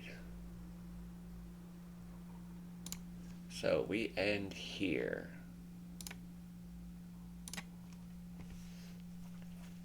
Thank you all for joining us here at the Keep. And next week, we have some demonic combat. Yay! I can't believe that happened. That was wonderful. Good job, Deadleaf. Too bad that there was more than just one person within this room. Yeah. Yeah. This moment with how it's kind of started to backfire reminded me of that bit when they did, what was it, Still Mind on like the last dragon boss of the first campaign, who was a sorceress. Ah,